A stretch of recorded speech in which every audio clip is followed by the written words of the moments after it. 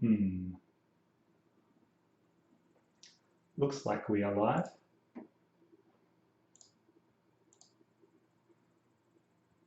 Yes, I'm pretty sure. Uh, just going to test out the quality and everything.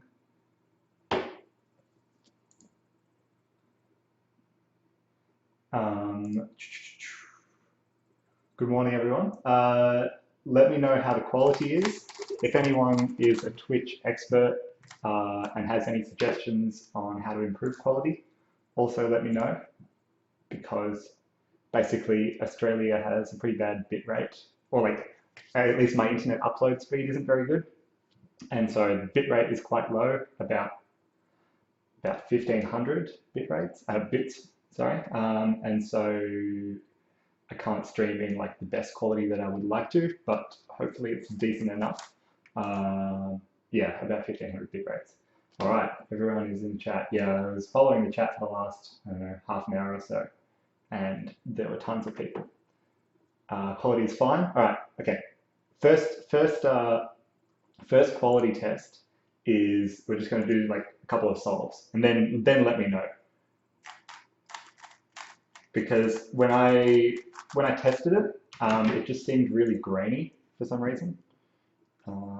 So we'll see how we go. Also, this is my first solve of the day, so don't expect much.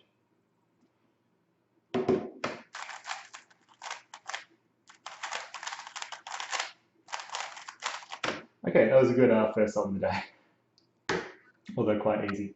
All right, let me have a look at this. Okay, seems reasonable. Again, if anyone has suggestions for like changing setups or anything like that, let me know throughout the whole thing. I will be back in one sec. I'm gonna like get started with everything soon. I'm just gonna get a bottle of water. D-Way says it's a bit hard to see, but pretty good. All right, I'm gonna try one more just before I get some water.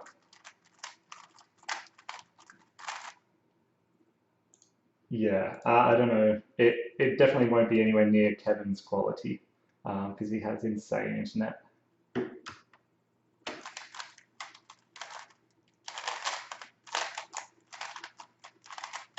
Okay, I feel I'll skip.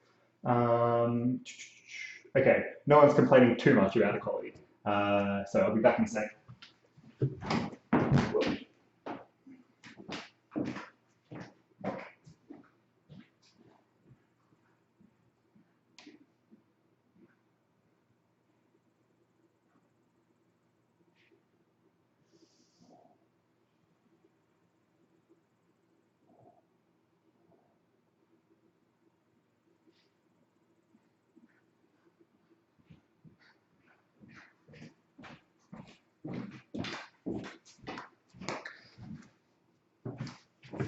Chair stream.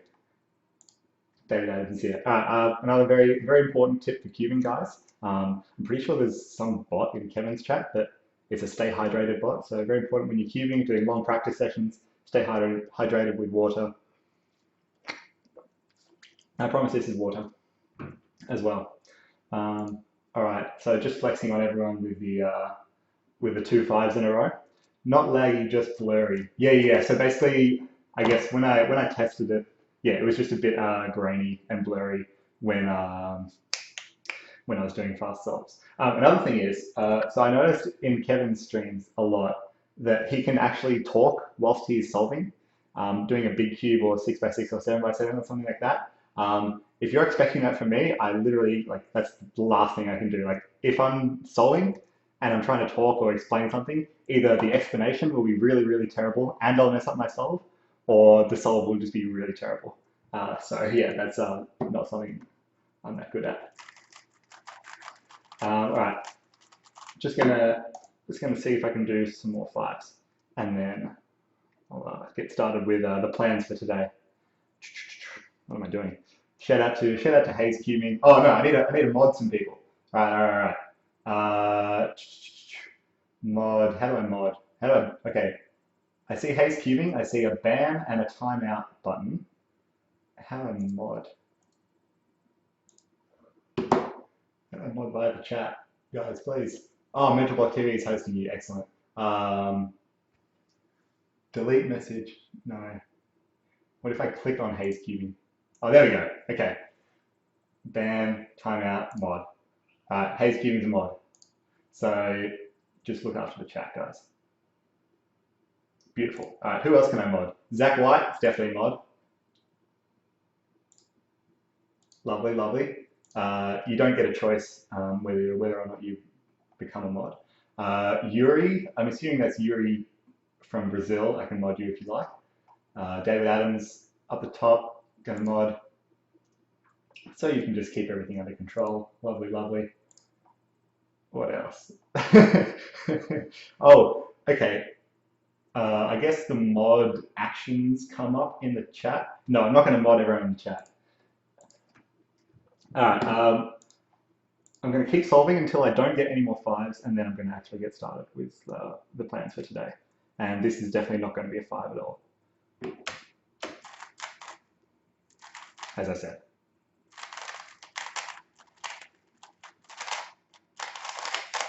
Yeah, no, okay. What's a raid? Okay, this guy, Stats GFX, is raiding with a party of 9. What does a raid mean in Twitch? Can someone please explain?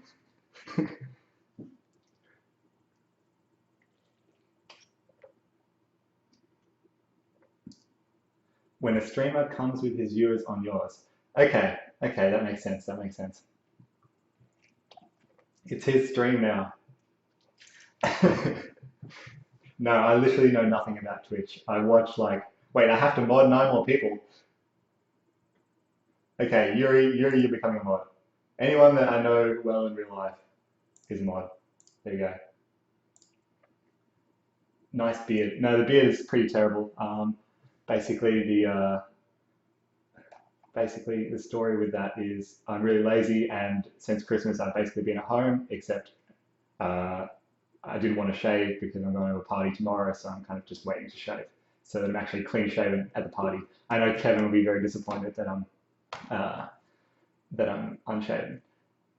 Okay, so the premise of what I wanted to do today was basically I have this like tutorial site called Cube Skills. Some of you may know it.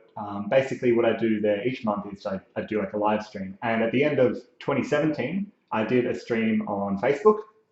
Like just went on Facebook Live and answered a ton of questions.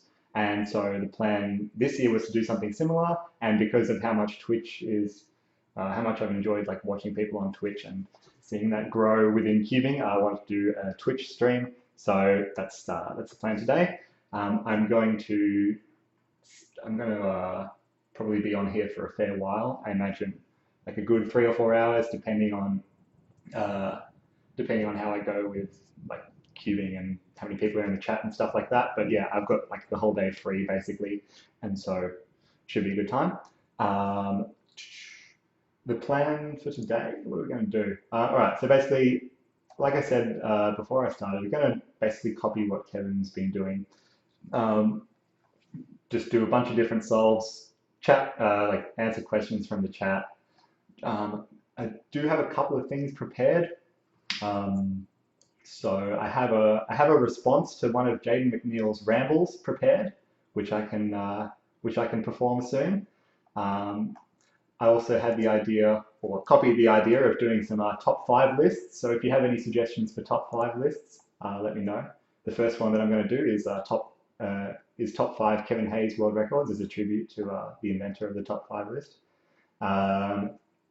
Then maybe a couple of giveaways as well, but that'll be very informal. Literally, I'll just like grab something and I'll make up some rule or something like that. But yeah, give some random things away. All right, so we are going to. Oh, holy crap! There's a lot of stuff in the chat. Okay, guys. Basically, I think because it's at the start of the stream right now, there's going to be a lot of questions coming in the chat. I don't know if I'll be able to answer everything as quickly as possible. So let's see. How long did it take you to get sub 15 from Lude Bloody the chicken? Maybe 6 months, 7 months or so. What else we got? Langston Johnson's on, will be good. Felix gets like 10 times more viewers on Twitch than on YouTube. Okay, random stuff. Copy Kevin, dating advice. No dating advice. Kevin's the expert there. Are you planning on streaming more often? Probably not.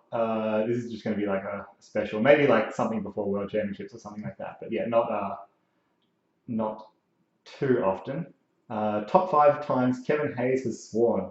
I don't have there's not really a list of his swears. If someone can compile a comprehensive list of 20 times that Kevin Hayes has sworn and I can watch them, then yeah, I'll happily put together a top 5 list. Top 5 roast of Zach White. No, he's already done that. Top 5 times PewDiePie was spotted on Kevin's streams. Top 5 best solves on different cubes. Please explain Ollie 1, 2, 3, 4, 5, 6, 7, 8, 9, JK. Henry says it's probably better to make a video about the Twitch channel if you plan on keeping it going. Yeah, it's not gonna be too frequent. Kevin has probably sworn like 500 times on Sween. Okay, so yeah, basically my goal for today is to get through the entire stream without swearing, because I want to keep it kid friendly. Top 5 times drunk Felix lost to Yuri with switch methods. Good stuff. Top 5 times Felix Zendegs read Twitch comments. Top 5 Felix Zendegs kids. What? Okay. What's up? No swearing. My sis can watch. Yeah, no. The goal is no swearing. Whether or not I'll actually achieve this goal depends on how my solves go. Whether there's anything, terrible that goes on. Happy Hamsters 10 says, "What's my favorite cube?" My favorite cube is any cube by GAN, of course, sponsored by GAN.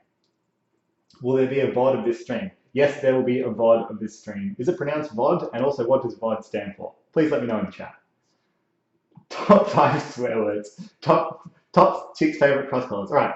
Top 5 favorite cross colors. All right. First favorite cross color is definitely green. Right. Second favorite cross color, I'm probably going to have to go for red. Third favorite cross color is going to be yellow. Fourth favorite cross color is orange. And then last 2 is between blue and white. Blue I really hate because the first scramble of Worlds 2017 was on blue and I have bad memories of really messing that up, of messing up an easy cross there. White is too mainstream, but I probably have to go for white as my 5th favorite cross color. Felix, can you answer a question? I've been looking for an answer for months. Yes, please ask the question. Top 5 camera angles. Are you using OBS? Yes, I'm using OBS. Again, going to do a 505. I imagine so. I don't really know. So I get footage of your best solves on different cubes. Oh, like my PBs on each cube? I'm not sure. Hold on. Okay, guys, going to do something really fancy. We're going to switch, because I'm not cubing at the moment, different scenes in OBS. Now just click switch, and if something breaks, that's not good, but if it's not broken, then it's really good, and it means I'm a Twitch expert. When will the GAN magnets be released? I do not know. How is white so low? White's too mainstream, like I said. Thoughts on Max's 151 mean? Okay, yeah. I also want to do a Kevin Hayes Max Park rant, but I'm not going to do that because I love Max too much. But yeah, 1 minute 51 7x7 mean is absolutely absurd. That's just so far ahead of the game. And even 157 was still already fairly crazy. I guess, or when it was set, it was really, really crazy. I guess now that it's 6 months on, I'm sure if Kevin practiced, he could probably beat that. And I would like to think that I would be able to get under 157 next year. But 151 is just, no, that's messed up. Okay. What's the name of your blue backpack? I really like the look and want to buy it. All right.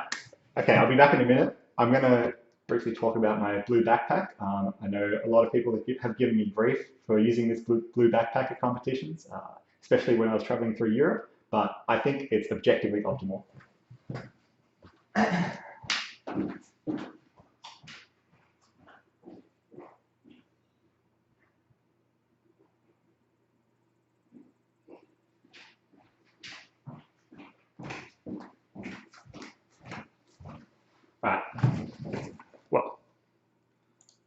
Okay, so this is my blue backpack. As you can see, it's absolutely tiny. It is called where we go?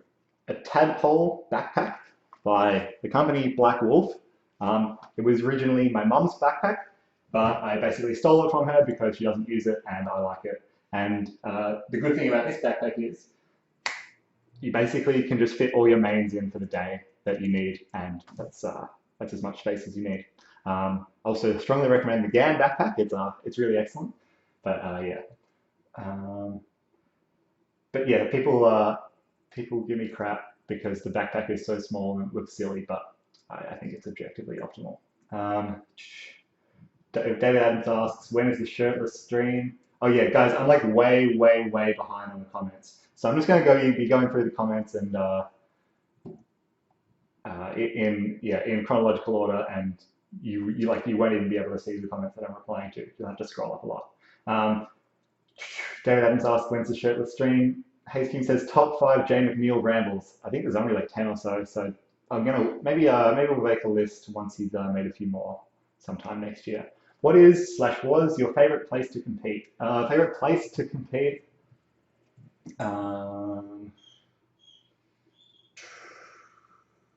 always I seem to be really relaxed at Australian competitions because they're pretty chill, so I enjoy that. But in terms of travel, putting aside the actual like competition part, definitely South Africa. I went there with Mats at the end of 2014, so 4 years ago now, and yeah, it was so cool. Especially Cape Town, and I did like a safari and stuff afterwards like that. So, when are you switching to Roo from Stats GFX? I'm sorry, Stats, I really cannot commit to switching to Roo. Yuri says, I've been getting bad times recently. How much do your big averages like 1K vary, and do you feel lack of motivation when you're getting consistently worse times than you once got? I mean, to be honest, I don't do averages of 1,000. I always just reset the sessions. I keep my averages, I keep my sessions really, really small. And also, I guess another thing is because one thing I really, really focus a lot on is just doing average of 5 after average of 5. So I'll just do 5 solves, reset, 5 solves, reset. That's like almost, I would say almost half of my practice, because that's the kind of thing that I focus on and want to be good at, rather than doing solves after solves after solves. But yeah, no, I don't really worry too much if I get worse times than previously or that I'm capable of, because I know that I'm capable of it. So it must just be lack of concentration or the hardware is not good or something like that. So yeah. What do you think was the Lost Stone? The Elo Stone 1224 asks, do you plan to go to the East Coast for comps? Probably not. Henry said, how long will you stream for? Like I said, 3 or 4 hours, maybe more, depending on how we go. I might have to get some lunch at some point, so I might just take a break and then come back for longer. How long until Felix is more of an expert on Twitch streaming than Hayes cubing? Yeah. Fun fact, 151 is almost slower than Kevin's official 6x6 mean. What do you mean, Dilly Dogs? Kevin's 6x6 mean is okay.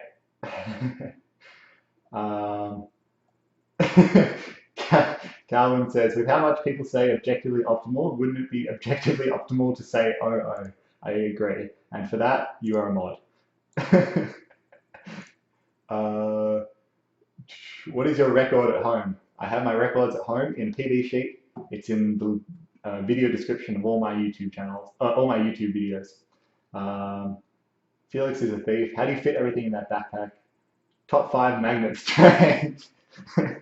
Where is the GAN logo on stream? Okay, guys, I'm way behind on the chat. Holy crap. All right, guys. Okay, I'm going to scroll down to the bottom of the chat.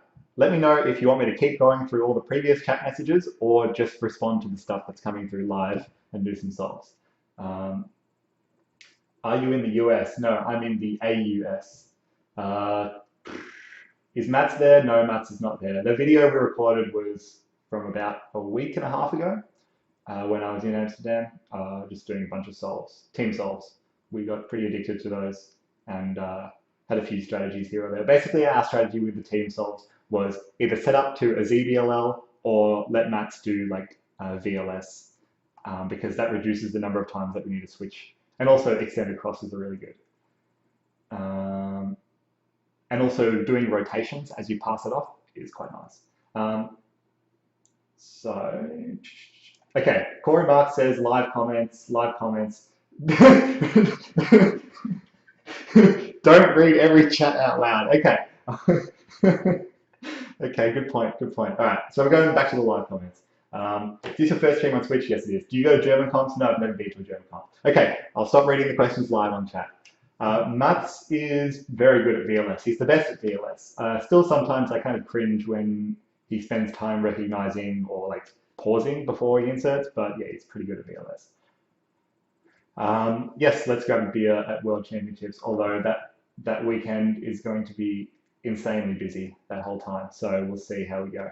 From M24816, I don't even know how to estimate how close I could estimate how many solves I've done ever. Let's say on average 100 3x3 solves a day. Oh, maybe less than that. Definitely less than that for the past 10 years. So 100 times 10 times 365, 365,000, of course. That's an estimate. Want to do a Roux solve? All right. So if I had sub goals, which I do not, I would have Roux average as a sub goal. And so what I'm going to do now is, yeah, let's do some Roux solves because it's so painful. All right. Don't laugh at me. My Roux is terrible. I do so many bad things. It's just so wrong and incorrect. But we'll see how we go. Roux is the best method for OH.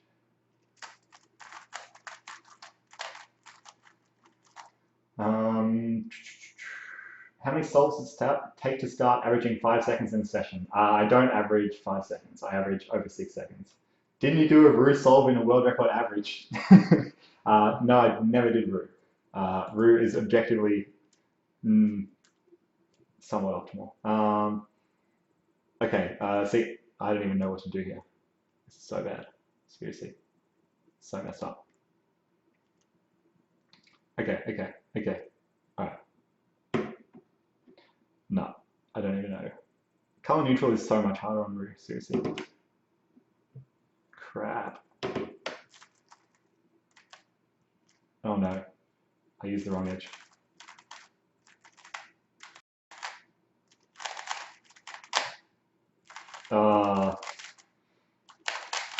That counts.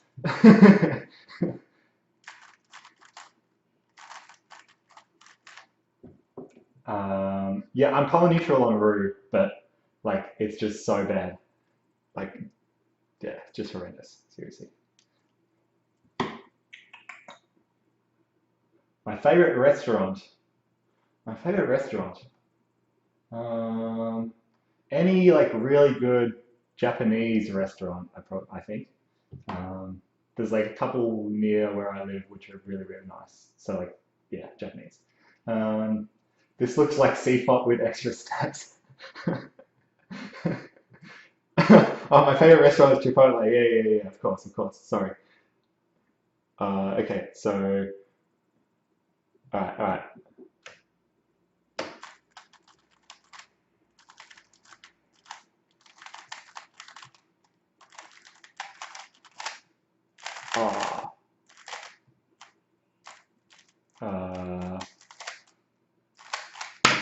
Nice. I used to be like a lot better at Roux. Seriously.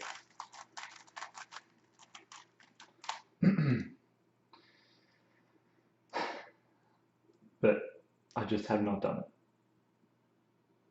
Yeah, and basically my method for the first 2 blocks is to do 1 cross edge and then 2 F12 pairs. Like so. Crap.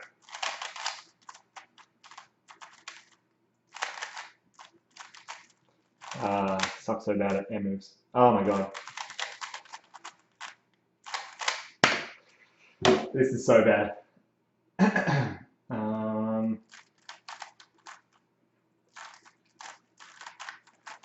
Have you ever been to Belgium? I have not been to Belgium. Maybe one day I'll come to a comp if there's Worlds or Euros in Belgium.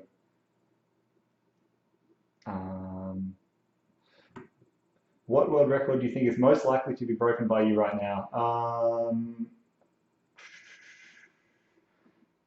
Easiest might be like 3x3 average, but that's still very, very tricky. 5x5 single, maybe. 6x6 single, maybe. But like by the time I beat the current ones, I imagine Max will probably have faster stuff. All right, watch all these rotations. All right, so then I align that. Okay, any Rue users in the chat, what do you think about using F moves? F moves for inserting last stuff. Just like using F moves for second block, because I think it can be good. What do I think of the 3.47? Okay, so there's like a whole, this YouTuber emailed me, and I took the time to reply. So there's literally an entire interview explaining my thoughts on the 3.47, which like should not exist as a video, but it was like the most common question that I had for literally like 2 weeks. So it's kind of annoying. Yeah, so I think a ranking system similar to tennis or golf for cubing would be really cool, especially as we get to the point where records are just much harder to beat. And I think Tim Reynolds and Daniel Shepard posted something to that effect, or are working on something to that effect, and posted some stuff in the WCA statistics page on Facebook. But yeah, I think it'd be really cool, especially because at the moment, if you look at like the top 5 single solves in WCA, it's like Yu Shengdu, me, hold on, who is it? Wait, does that change anything? Crap. Oh yeah, it does. But basically, like the top 5 single solves, especially, which is like the first thing that comes up on the WCA, is really not reflective of overall skill, which it was for ages, and now there's just so many people that go to so many comps, and like it gets a bit messed up. Like Yu Shengdu, okay, me and Max, Jakub Keeper, Steve Cho, and of course Tanzer Balintas. So if you're going to name like 6 people who are like amongst the best, that's not who you name. And so some sort of ranking system. I think averages still do a pretty good job of ranking people overall, but again, like averages can still be influenced by luck. How many requests to do interviews every week? Probably like 2 emails per week of random interviews. Basically, my willingness to respond to emails and interviews and things like that is dependent on how professional the email is, like how much work they put into it, and how like Googleable the answers actually are. Although what I should do is like literally get every single email question, interview question that I've ever been written, put it all into like a Google Doc, and just send that to whoever asks for interviews. I do not play any video games. That's not something that I do. Okay, yeah, I have banned some words such as rice pudding, zeroing, and I believe feet. My name is not really Zelix. Wait, how did David Adams get past the rice pudding ban? This is not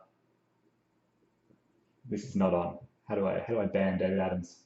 How do I temp ban you? Seriously, how did you get past that that rice pudding ban? Wait. Okay, I've timed you out. Unban. How do I unban? Okay, good. Okay, mods are able to get past filtered words. Okay. Yeah, you're not allowed to abuse that privilege. I'm sorry. Wait, but how did MentalBlock TV do it? Is MentalBlock TV a mod? No, MentalBlock TV is not a mod.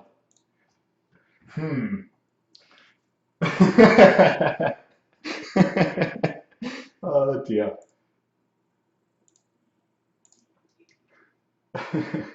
I know, I don't know, hundreds of hours, 300 hours or something like that. Maybe the blacklisted.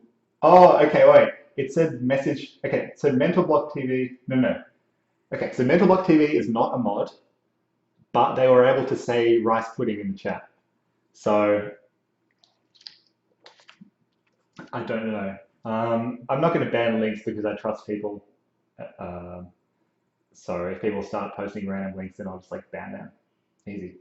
Um, do you agree with Jay that you need to learn a lot of subsets to improve? Not necessarily like literally look at Max Park. He doesn't know a huge amount of stuff, knows some ZB and a few other fancy tricks, but nothing like nothing crazy. So you don't need to, but it helps.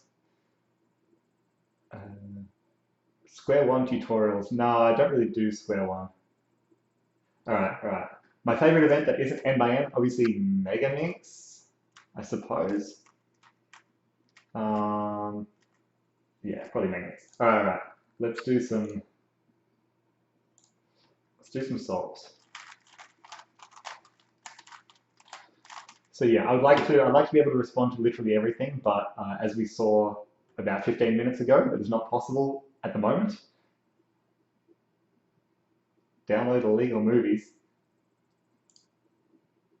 No, no links, guys. Except YouTube video links.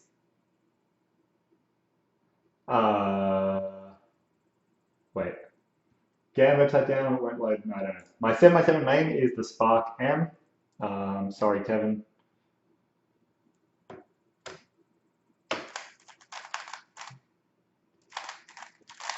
Oh, this is some high quality solving. I see what Kevin means about being very distracted on stream. All right, all right, all right.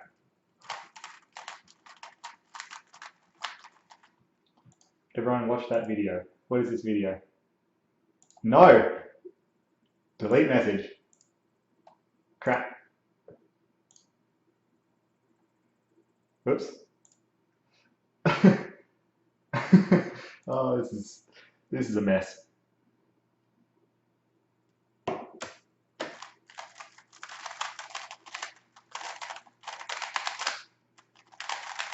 Oh no, I know now. I know now why this is not good. It's not my main. Where is my main?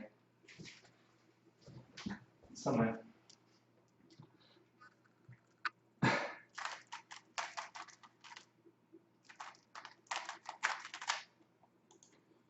Um,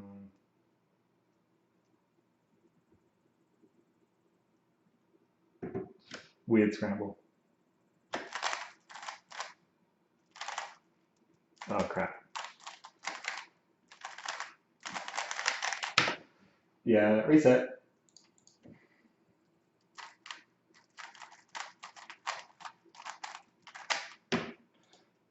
I've used the Spark since I got it, like 3 weeks or so. Yeah, sorry, Joey, the camera, uh, Australian upload speeds are not very good, or at least the upload speed we have at home. So I'm sorry.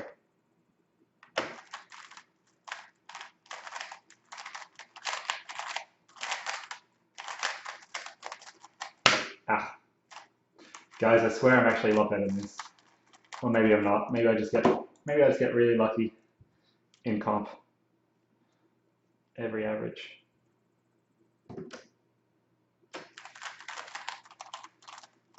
Ew.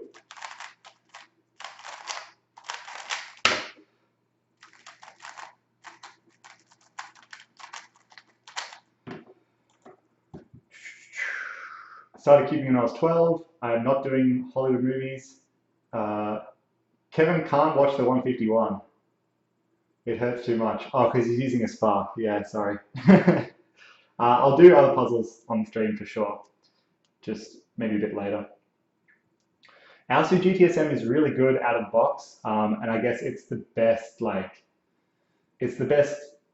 out of the box magnetic 4x4. But I still think that the normal Wu Shui with magnets and set up well can be better, but it's also a higher variance.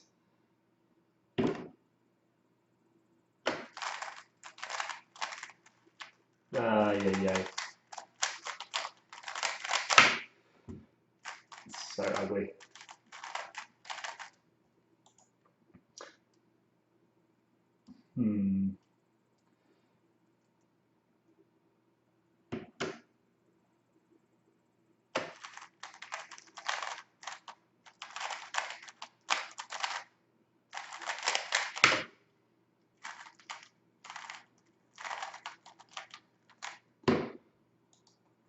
Dinner yesterday was tuna pasta.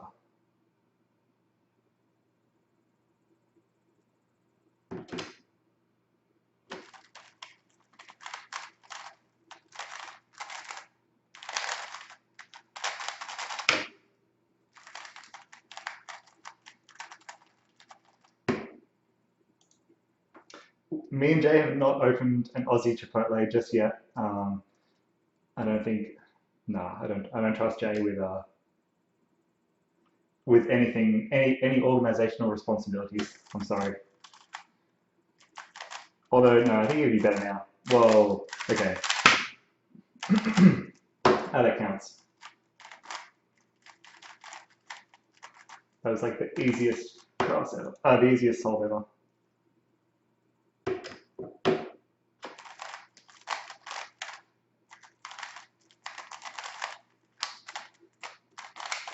No, that okay. This isn't my main either. I need to find my main.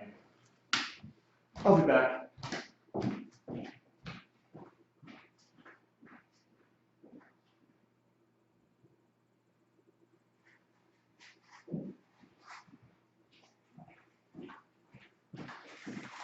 Much better, much better. You should do blind. Nah. Joey and Ando are watching. Hello to Joey and Ando. What film are you watching, Joey? Because I guarantee it is nowhere near as good as me getting sixes on keyboard. Oh, okay, this scramble is easy as. Alright, this should be sub six, guys. I'm calling it early.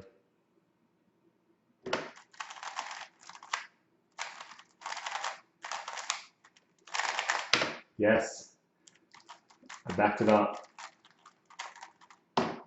Valerian and Thousand Planets. Never heard of it. I don't think I'm offended when other keepers criticize my solves. I think my solves are generally pretty good, but like, yeah, there's always things you can get better at and problems. So you really shouldn't get like offended. If anything, it like helps.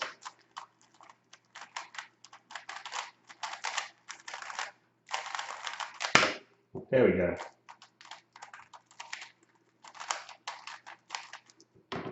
I did Rue earlier on stream. It was absolutely terrible. And yeah, I won't do that again.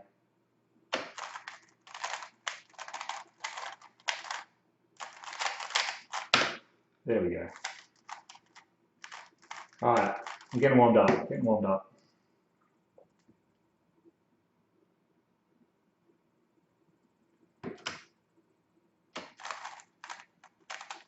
Uh-oh.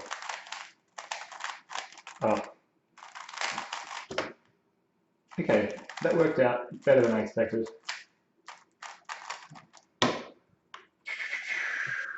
I did try the Valk 4. I didn't like it that much, but I only tried it for like one solve. Matt said it takes a bit of time to get used to, and I do find at the moment that I'm very used to. I get like very used to all my mains, and so switching mains can be quite tricky sometimes. So I do want to try it. Tips to warm up your fingers in the morning: put them in hot water, put them on your back. Yeah. Did I like the new Valk 3? Matt's had a bunch of Valk 3 Elite prototypes, but he certainly did not approve them. Yuri asks, do I get annoyed if people treat you differently because you're fast? I mean, so it depends on the situation. I do not have problems with RSI. 5.9 to average of 5. Oh, that's pretty good. It didn't feel good at all. Put them in boiling water, yes. When will we have Worlds qualifiers? I am not. Mental Block is hacking. Mental Block is such a hacker. ask the organisers of the comp. I'm just helping out, but I don't think the qualification will be like that strict. Really, like not too hard. Thoughts on 2019 Worlds Melbourne? Yes, very excited. I'm planning for it to be my 100th competition. I'm currently at 93 comps, so if I do one comp a month for the next 7 months, then Worlds will be my 100th comp. And that'll be literally like 10 years exactly after I started competing. I started competing on July 18, 2009, and Worlds will be July 11 to 14. So it'll be 10 years of cubing, 100 competitions, and Worlds in Melbourne, which is the perfect time to retire.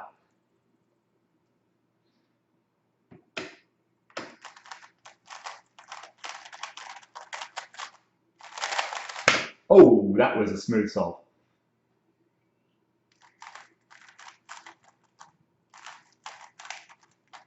Someone click that. Someone click that.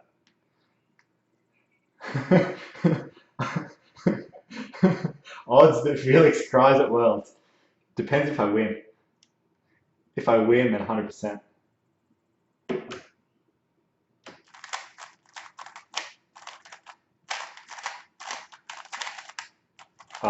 F10. Painful, painful.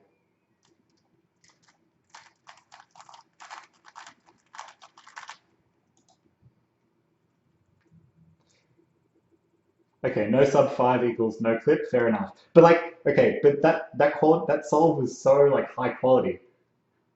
No, I'm not retiring. Like, why would you retire? It's dumb. I don't know anyone who ever, like, if you do that, or if you announce that, it's just very silly.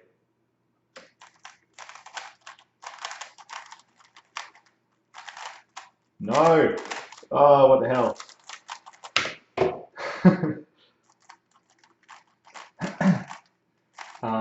Yeah, Max Park reacted a lot more to my 3.01 solve than I did.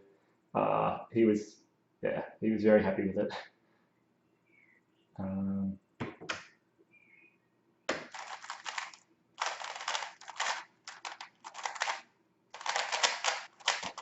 ah,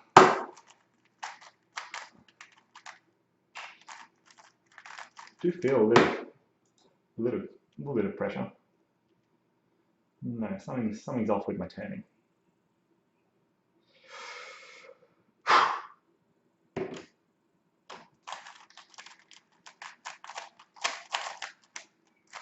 Ay, ay. Should Felix retire if he wins Worlds? Oh, dude, if I win Worlds, then like I'll not cube for like 3 months. Seriously. But that'll be incredibly difficult. Um, your stream sucks. Chick away. What happened to your stream? Yeah. Um, Patrick Ponce isn't real. Of course, Patrick Ponce is real. And the salt. Oh, this is not good. This is not good.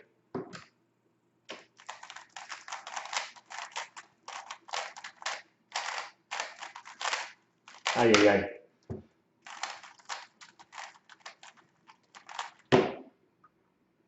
Everyone says don't retire. Yeah, no, I'm not retiring. It's just a joke. Don't worry. Don't worry, kids.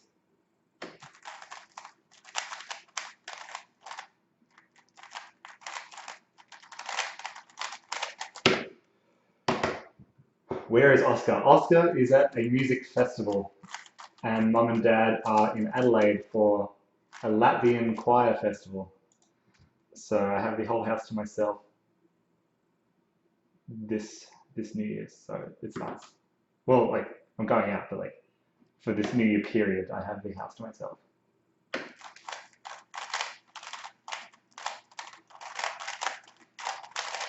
Okay, much better. Okay, I can actually turn. I don't know what is happening.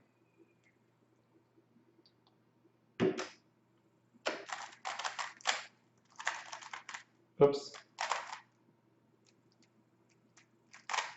Okay, now it's time to reset session.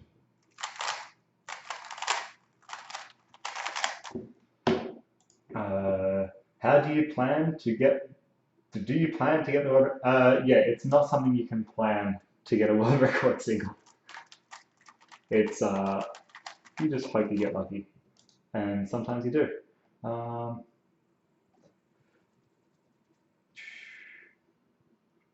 will you walk through what you're seeing in oneself? I might do a walkthrough. Which Latvian choir? I can't remember what it's called, but it's quite good. Fastest at home 3x3 when you take into account timer stops. I think that's not a super important question, but I would imagine I literally don't even know. Like you can't even know these sorts of things. Um, fastest at home 3x3 when you take into account time stops. That's impossible to answer. Whoops. Because yeah, as you can see, like I'm doing keyboard now, and it's like terrible.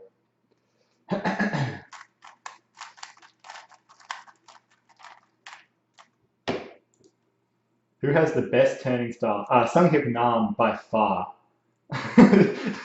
A lot of David, you get the timeout.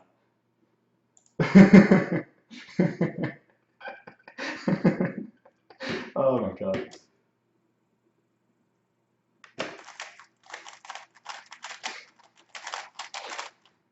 Oh crap. Oh, I can't solve. Reset, reset. All right.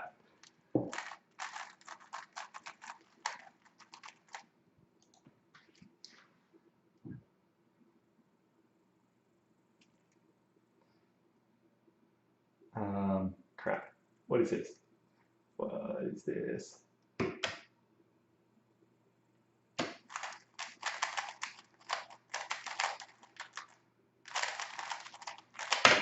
Such a bad taste.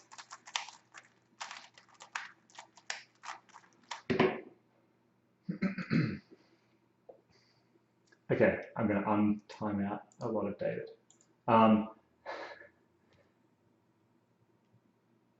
Hmm.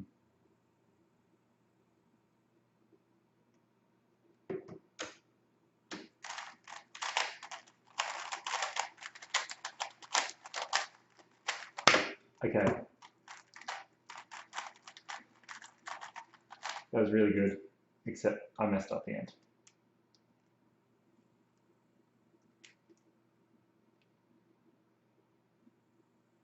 Hmm.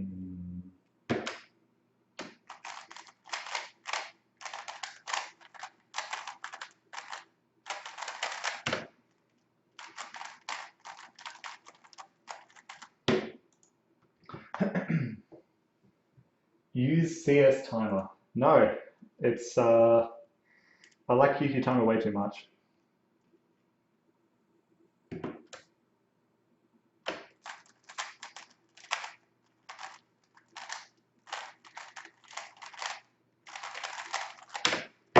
Yikes.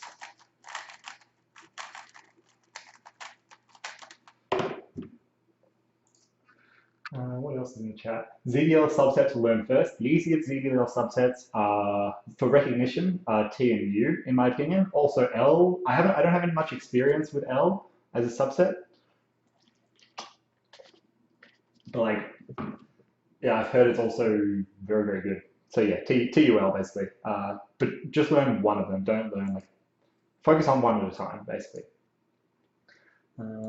I do not play the piano. I used to when I was little.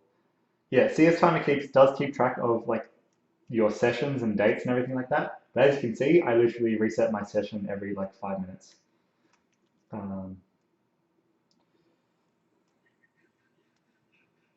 What am I doing? What is the scramble? No.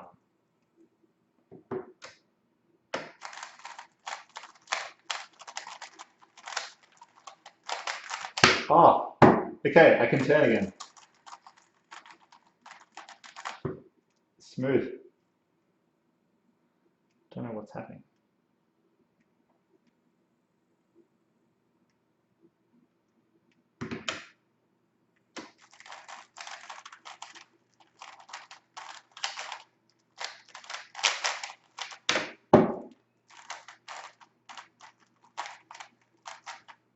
Okay, I scrambled with orange on front.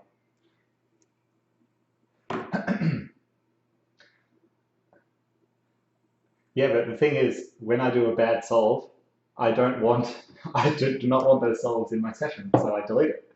It's perfect. How many LL skips have I gotten? I've gotten 2 in competition on 5x5. Only 1 was kind of forced. But I don't know, probably 20, I guess. But the thing is, like, when you know a lot of stuff, you can just skip OL a lot of the time, and so force, and then get PLL skips from that. So like pure LL skip, yeah, maybe like 20.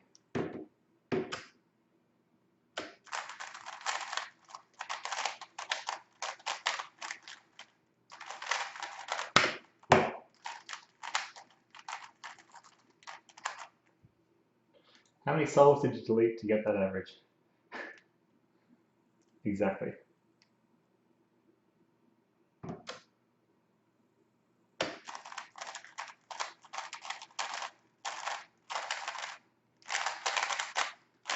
So close. So close. No, I don't filter, I don't delete solves. I just delete sessions. So it's fine.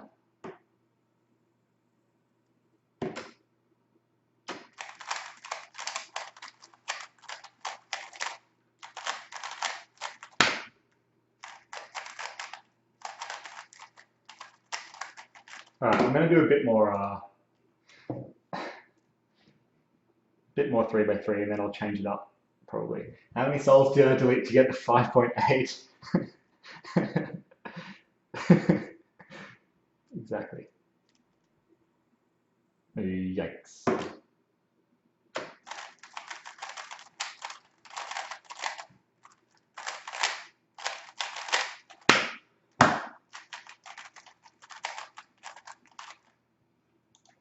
Why don't I use my left thumb to do the F at the end of the V prime? I like the right index. Depends on the AUF. Like, okay, so F, finishing with FU is really easy because you just do index. What about U2? I do F and then double U2 prime like that. And then U prime, again, FU prime. So I use my left index finger for all of the AUFs for V permutation. So because I do that for all of the AUFs, then I use my right index for the F move as opposed to doing my left thumb and then AUFing with my left index. So yes, that makes sense. Yeah.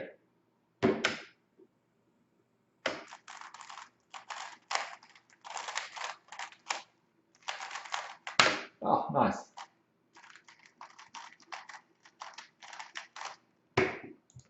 You can use your whole hand though. What do you mean? Please explain.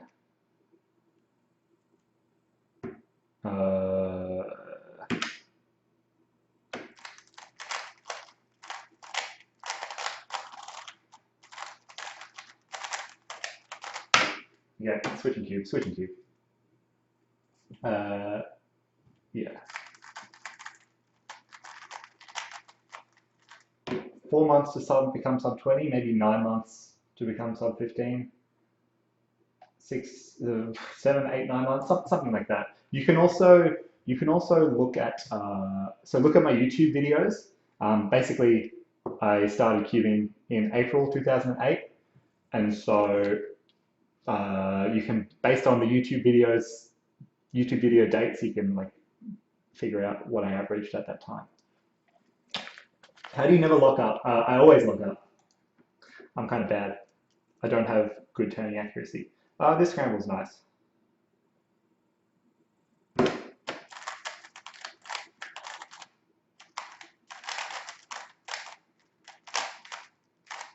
And all right, guess what? Time for a reset. All right, so I'm just going to do some average of 5s. and I will try and focus now. So this is the kind of practice that I sometimes do.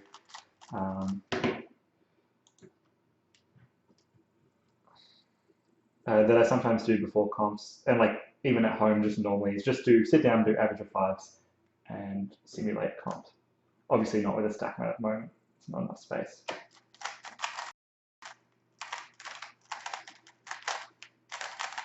What would I do that for?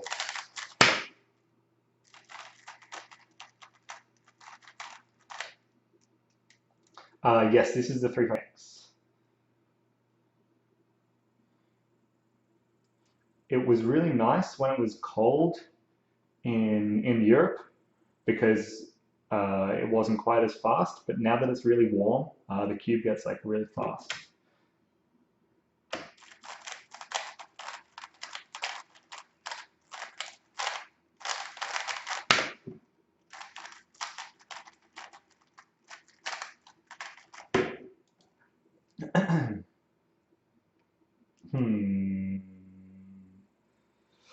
Hmm. Okay, what do I do here?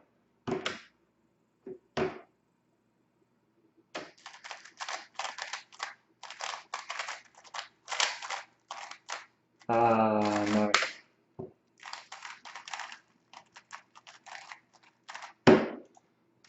I'm glad I'm inspired and to practice. The best aspect of my 3x3 solves is um, probably look ahead is really good. Like um, flow between SQL pairs into last layer, but also I think Philip and Max are better than me at like generally looking ahead and flow between stages of the solve. I think I use inspection quite well and plan cross and first pair, and always try and plan cross and first pair with without any rotations, and then try and look it into second pair. So I think my planning is generally quite good.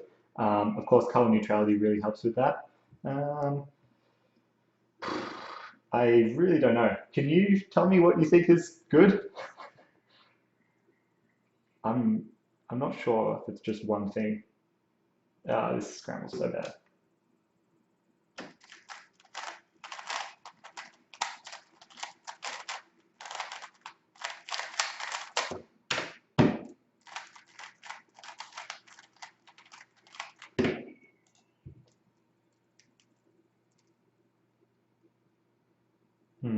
Not good either.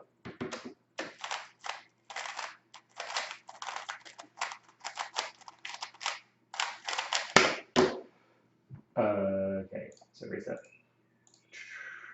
I don't understand how CFOP works. This is true. This is true. Joey, what's the best part of my solves? Because I don't know. Tell me. Yeah, me and Max were planning to do an average of 100 when I was in California earlier this year, but we didn't quite get around to it. We were pretty busy.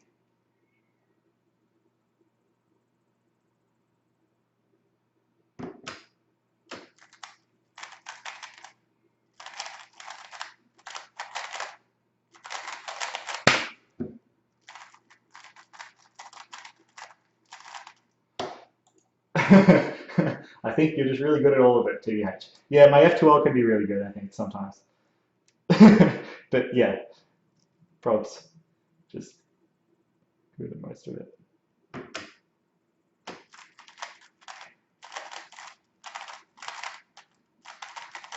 Hey, that's a Rami Spahi time. Shout out to Rami Spahi.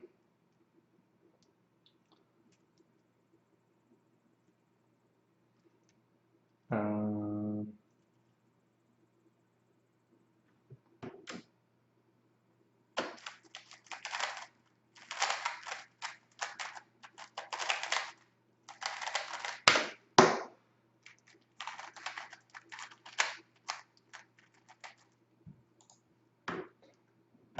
I agree with um, Langston's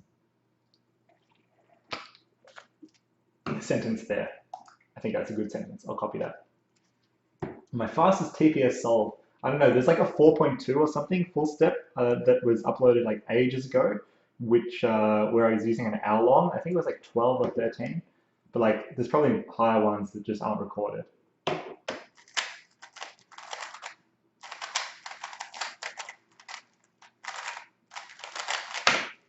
No.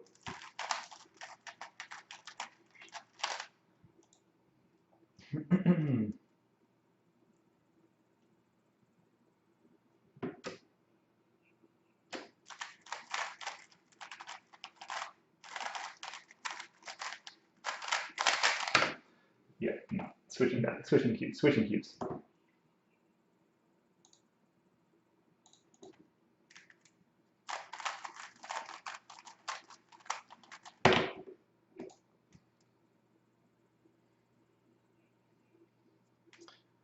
Okay.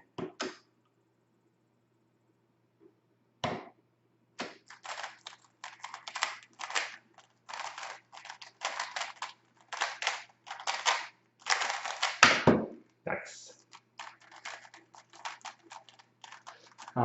Most important aspect of becoming a world-class cuber. Natural talent to TPS, yes. Natural talent to look ahead, yes. TPS, like turning speed, accuracy, and look ahead ability. And I guess motivation. But I wouldn't think that like being fancy means that you're necessarily going to be fast.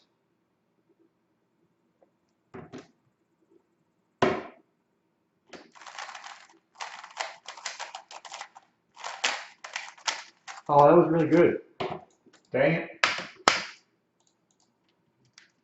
Oh wait, I reset the whole thing.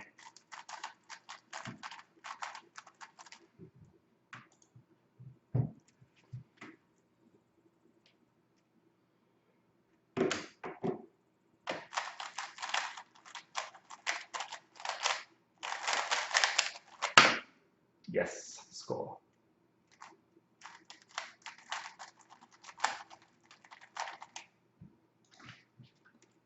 Yeah, guys, if you want like like fully scripted and like non just like off the cuff tips, go Cube Skills. Like all the free stuff is all you need. It's all great, in my opinion. If you have more specific questions, ask them in the chat. What am I doing?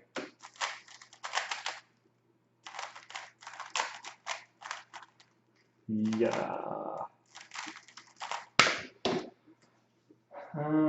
How often would you say you know the PLL you're going to get from the OLL from Cubologist? Cubologist now mod.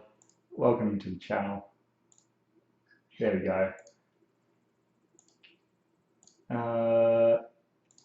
50, no, less than 50%, 30% maybe. Depends. It like basically depends on the OLL case. Like some OLLs, it's really, really tough to tell, but some it's quite easy. No commands. Does the orange hoodie still exist? Yes. I'll put the orange hoodie on in a sec. Return of the orange hoodie when I get to small subs or something.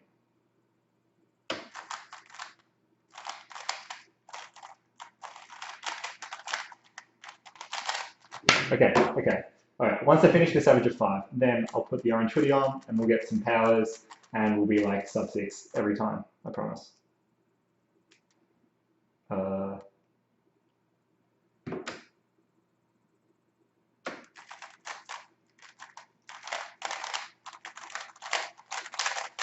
Hey, that was good.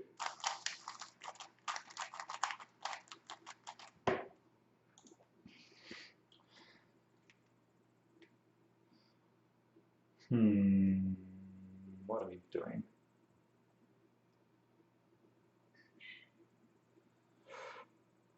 This is nice, but Joey, I've got a green cross here, but I don't know what to do. No.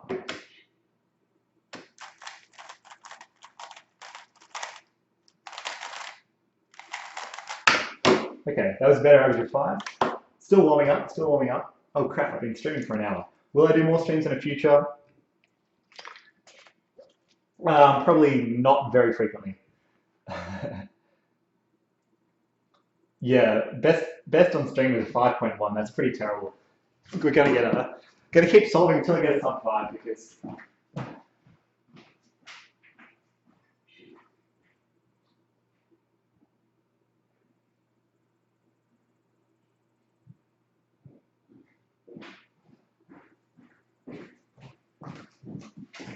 Right. For the clickbait. can one know if they have talent to TPS look ahead if they're both so tied to speed? Like if you're on a certain speed, you kind of expect to have TPS like that regardless.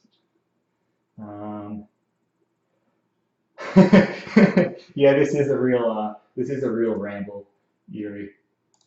Orange hoodie, orange hoodie.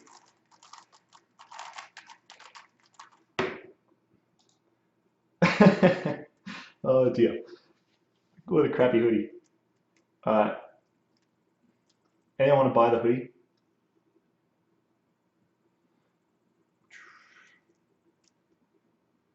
I never wear it anymore, and obviously it's lost all its powers now because I cannot see anything in this scramble.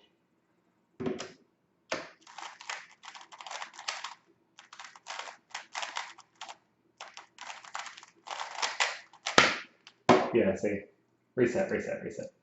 Oh yeah, I was doing average of fives. Orange chat, nice. I'll buy the hoodie for $4.99. That's a deal. Deal. Good deal. No, no, no, no, no.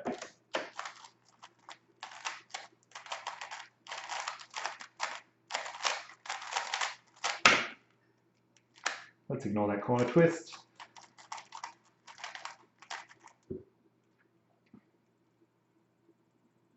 Okay, this seems like a really easy scramble.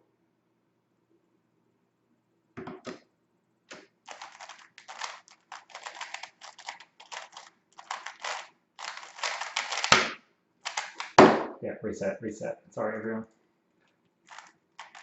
The orange hoodie is actually making me worse.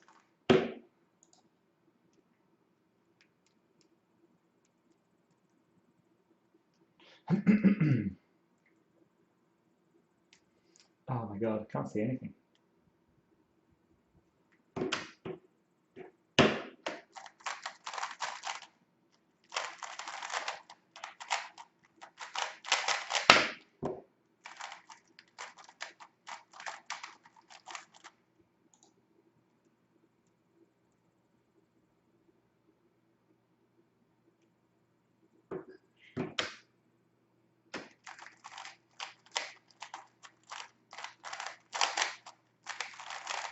No, why did I do that?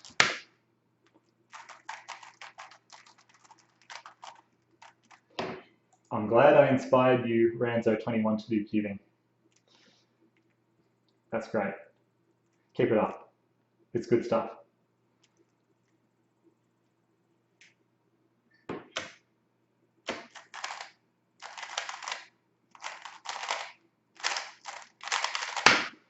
Okay, I can turn sometimes. Why can't I turn like that all the time? Does anyone in the chat have any tips for me to improve my turning? Thank you. Let me know.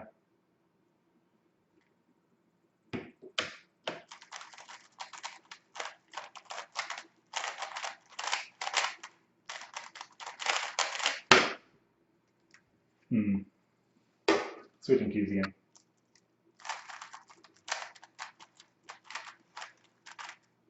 I literally think like, okay, so this is something I've thought for a while. Like cubes right now. Okay, so cubes in the past, they didn't used to be. They weren't as good as they are now, obviously.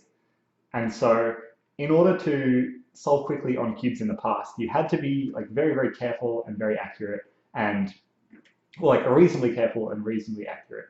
And so you couldn't just like spam TPS because you couldn't get away with it. Now, in order to be really, really fast, you have to be turning insanely quickly and also turn accurately. Wait, where's it going with this? Where's it going with this? And so I think like a slight difference because you're turning like really, really quickly and really, really accurately. If you apply this same turning style to slightly different cubes, like if you turn the exact same way on slightly different cubes, it won't necessarily work out. Like you will have to adjust your turning style between these different cubes, as opposed to previously, you could turn the same on cubes because you're doing it accurately and it would be fine. But now, if you turn the exact same on two different cubes, and you're used to one and you're not used to the other, you'll lock up on the other one. And so I think a really, really small difference in feeling between cubes can make a huge difference. And so the point I was trying to make with this is like, So for the past month or so, so I was in Europe. Oh wait, we're gonna switch views. It's gonna be there we go. So for the past month or so, I was in Europe, and in Europe it was very cold. And I also think that cold weather, maybe I'm really overthinking this, but I also think it's quite important for 3 by 3. So cold weather has, I think, quite a reasonable influence, like a decent sized influence on the feeling of a cube. And so I was using my SM to start out with, and it was really, really good. And then as I progressed, so I used the SM for the first 3 comps, and by the end of the 3rd comp, I was like, no, it's like not working out. Like it was okay, but there were times where it would just be way too tight, way too sticky. And so I tried the X, and I was like, okay, this is much nicer, much faster, and it's still controllable because it was cold. Because it was cold, I felt like the lube was more viscous, it was more sticky, cube was slower, and it was still controllable, even though it was faster than the SM. And now when I'm back here in Australia, I think it's like 30, it's been like 35 degrees for the past couple of days. And so my X cubes have just gotten way faster. I haven't really done anything, haven't adjusted anything in terms of like yeah, putting lube in or adjusting the tensions. I've just salted them, and they seem way faster than they were when I was in Europe, and so that's causing that I think causes some uncontrollability. Um, but yeah, so normally I much prefer like warmer venues because it makes the cubes faster and everything like that. But now because it's warmer, it's less controllable. It's really like subtle difference, but yeah, that's my excuse why I'm slow. Um, Right, gonna do one more average of 5. I didn't quite finish. Oh, I'll just finish this one. One more average of 5, then I'll do something a bit different.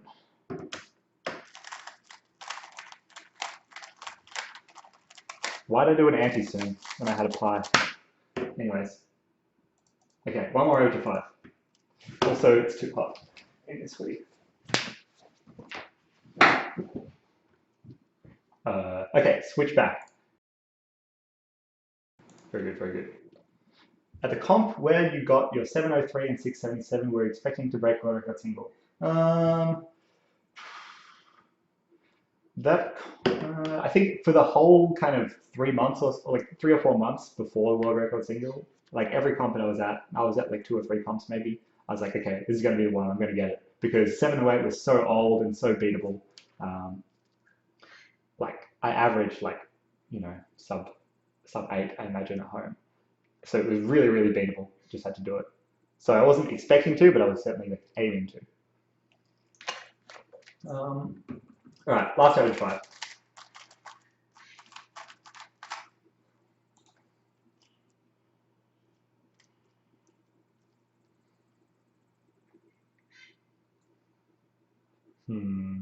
No. Yeah.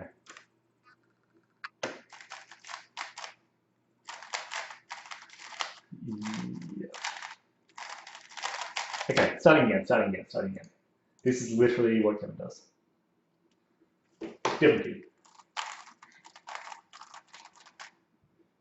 Nah, I'm not going to get a sulfide today, even though that should be relatively straightforward.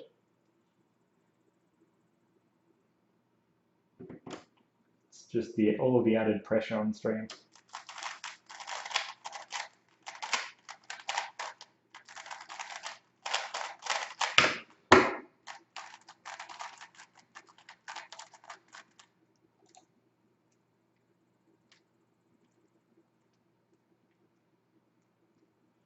Hmm.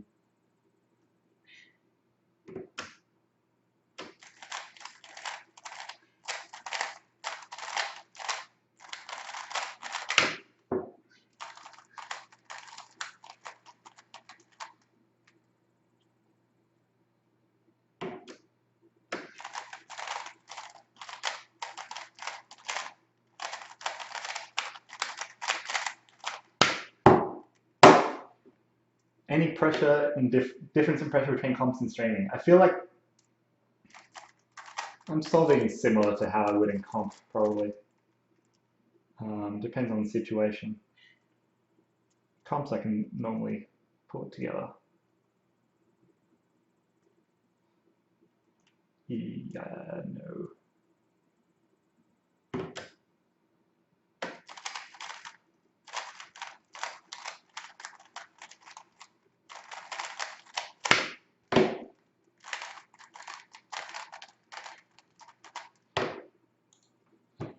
Do I use COLL when you don't know the ZVL? Depends.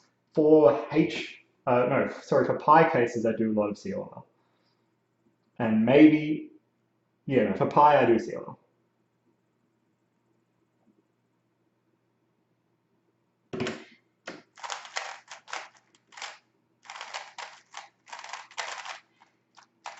Oh, okay. That's like my new favorite algorithm. S. Anyways, so beautiful 7.08 average of 5.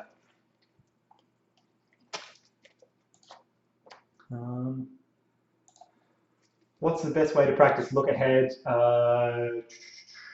Best way to practice look ahead.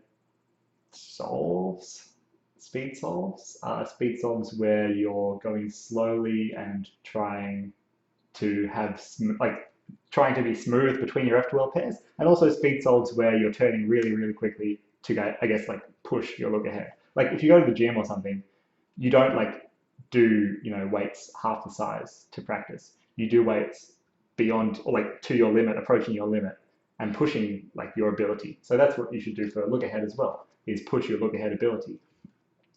This can be like metronome practice. People sometimes like crap on metronome practice, but I think because it's pushing your ability and you're really like straining, like anything that involves effort, I think is good look ahead practice.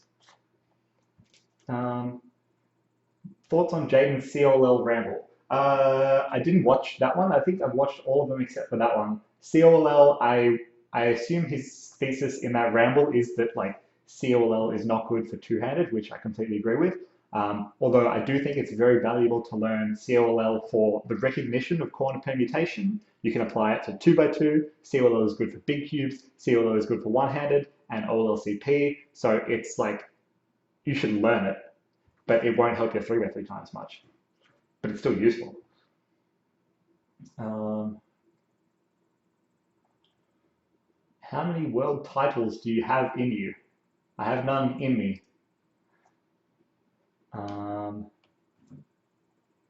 Jay's Ramble in 20 Seconds by Felix. Yeah, basically. Well, I haven't watched his video, but like I'm assuming that his video was something along those lines. But maybe I'll watch it later on and let you guys know in the next stream at the end of next year. Okay. So, Chris Mills. No, I haven't got my ring. I haven't got my ring just yet. I don't know what is happening with this Red Bull ring. But the competition was the end of September, I think. I think Bill and Dana have their rings. But yeah, no, I don't have mine yet. And Ricky Myler, I have no idea about Ricky Myler. Opinion on Tanz's content. If anyone wants to buy a ring as well, let me know. I'm happy to do a package deal with the ring and the orange hoodie. Get a sick discount. Okay, we're gonna do a top 5 list. Top 5 Kevin Hayes world records. Hold on, I need to change the screen view. Here we go. Screen view. And well, crap. What happened to my window capture? Oh no, it's not working. My view. Delete. Add window capture. Select region.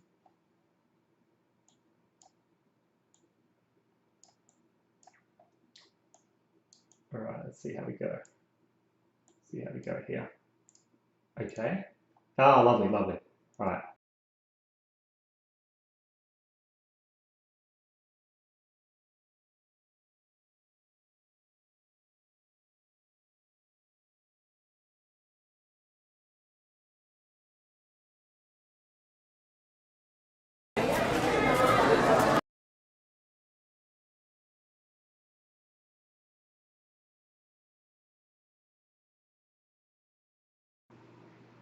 All right. Audio's back. Audio's back. Audio's back. Don't worry, everyone.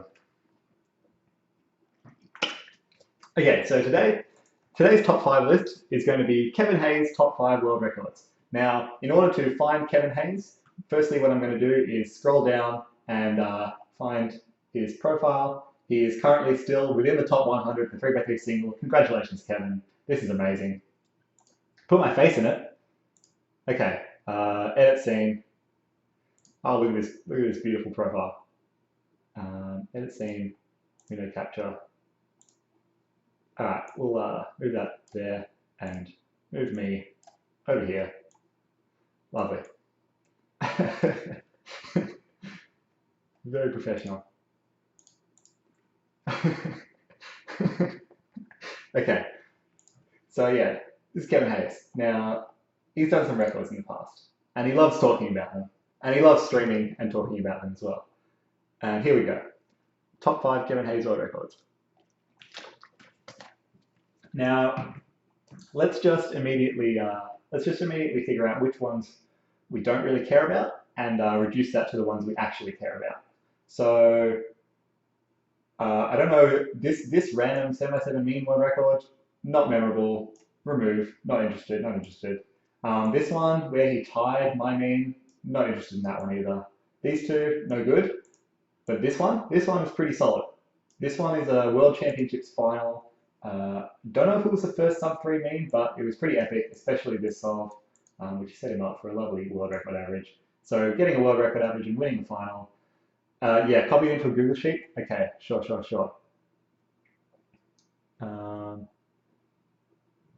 Okay, sheets.google.com. Don't worry, guys. We're under control.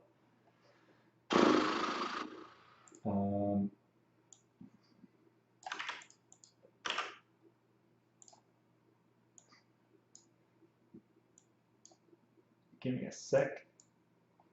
Okay, now back to here. This should work. Okay, perfect. Move this like so. Move this like so. Okay, lovely. Ah, this is the best.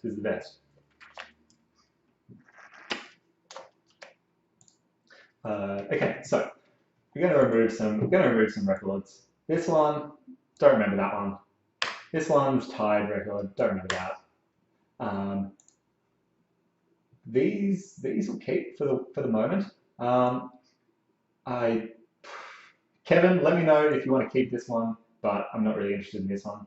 154 was good, but again, not top five material. Random mean, not top five material.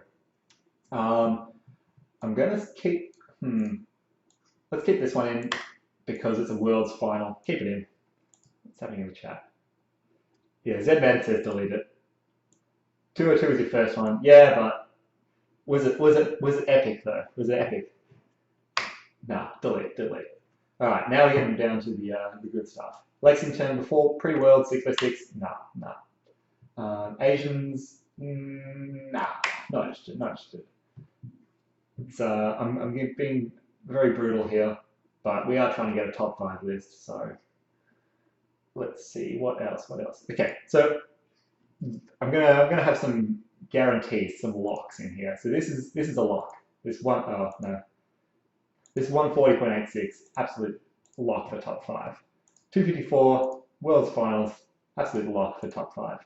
This one, certainly.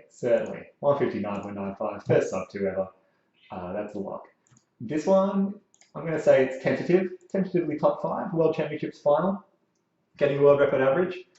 That's close to there. This one, nah. Whoops, oh crap. Yeah, deleted that one. The 208 mean was good, but nothing earth-shattering. I don't remember this; it was too long ago. Kevin, what do you think about Cuvée QB 2012? Let me know if you want to keep it or not.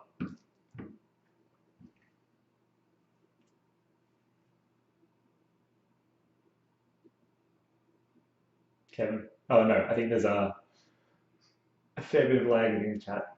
Cuvee queuing was solid. Feelings and eggs moves. Kevin Hayes, what I got from the database. Delete, delete. 155, delete. Although this was very solid. No Kevin Hayes input. Okay, fair enough. This one was a really, really good video, and he had a really good haircut, and it was like such a big jump from the 140, and it could have easily been like 129. So I really like that one. I think we've got ourselves a got ourselves a top 5 list here. 1, 2, 3, 4, 5. 157 was good, but it was after the 159. 159 was better. 149 was also outstanding, but no, we're gonna remove that. Which leaves ourselves with 5 of Kevin's all-time world records. Now it's time to rank them. All right, so you're gonna make a little 1, 2, 3, 4, 5. Now, for number 5. Okay, so this is we've got 2 very clear categories of record here.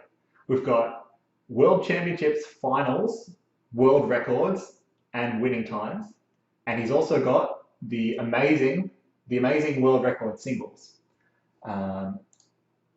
And so, in terms of firstly, what I'm going to do is rank the world record singles. I'm going to move this across. I'm going to rank these 2. So I'm going to rank these averages in best to worst, and then these three singles in best to worst to help us a little bit here. So obviously, I'm going to say this one is better than this one. Hold on, let me move that across a bit more. So definitely the World's 2013 7x7 win was better than the World's 2015 6x6 win because it was more epic at the time. Almost got the world record single as well. In a Worlds final, so I'm going to go 1, 2 for those. Now, these 2, 140.86 was just absurdly ahead of its time. But also 159 as the first 7x7 sub 2 after so much hype and so many people trying to get it was also pretty epic. So I'm going to say it's a tie between, it's a close race between these 2 for first in terms of single. I am going to have to go with the 140.86 though. I think Kevin would agree with me on that one. That was the best one. So now we've got these ranked in terms of the World's Finals averages and the epic singles. Joey says he thinks sub 2 is beast. I don't know. What did David say in 140 video? I don't know. Someone in chat know what David said? I don't know what my settings are for swear words. Sub 2 was, no. Sub 2 was epic this year, but it wasn't a 140.86. All right, now it's time to rank these together. So comparing this one and this one, I'm going to go with Kevin's 140.86. 140.86. A6 epic 606 single. Vancouver. Yeah, definitely. Just such a terrible OLL, but it worked out. Then in terms of ranking these 2, I'm still going to go with the sub 2 700 single 2018 first ever legendary. Then between these 2, I'm definitely going to go with World's 2013 7x7 finals average legendary sub in Chen, mini Chen Zhao, also very legendary. Then between these two is a little bit trickier, I think. Anyone in the chat? Kevin, this is around the same time. I'm gonna say getting world record average in the Worlds final and winning is above a 133.55. Although the 133.55 was still nuts.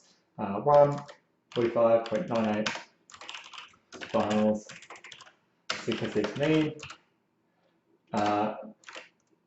Almost lost to me. Well, and then 133.55. 606 single with shaved head. And also, and that. There you go. So that's how I'm gonna make these a bit bigger. So 24. How's that look? Very good, very good, very good.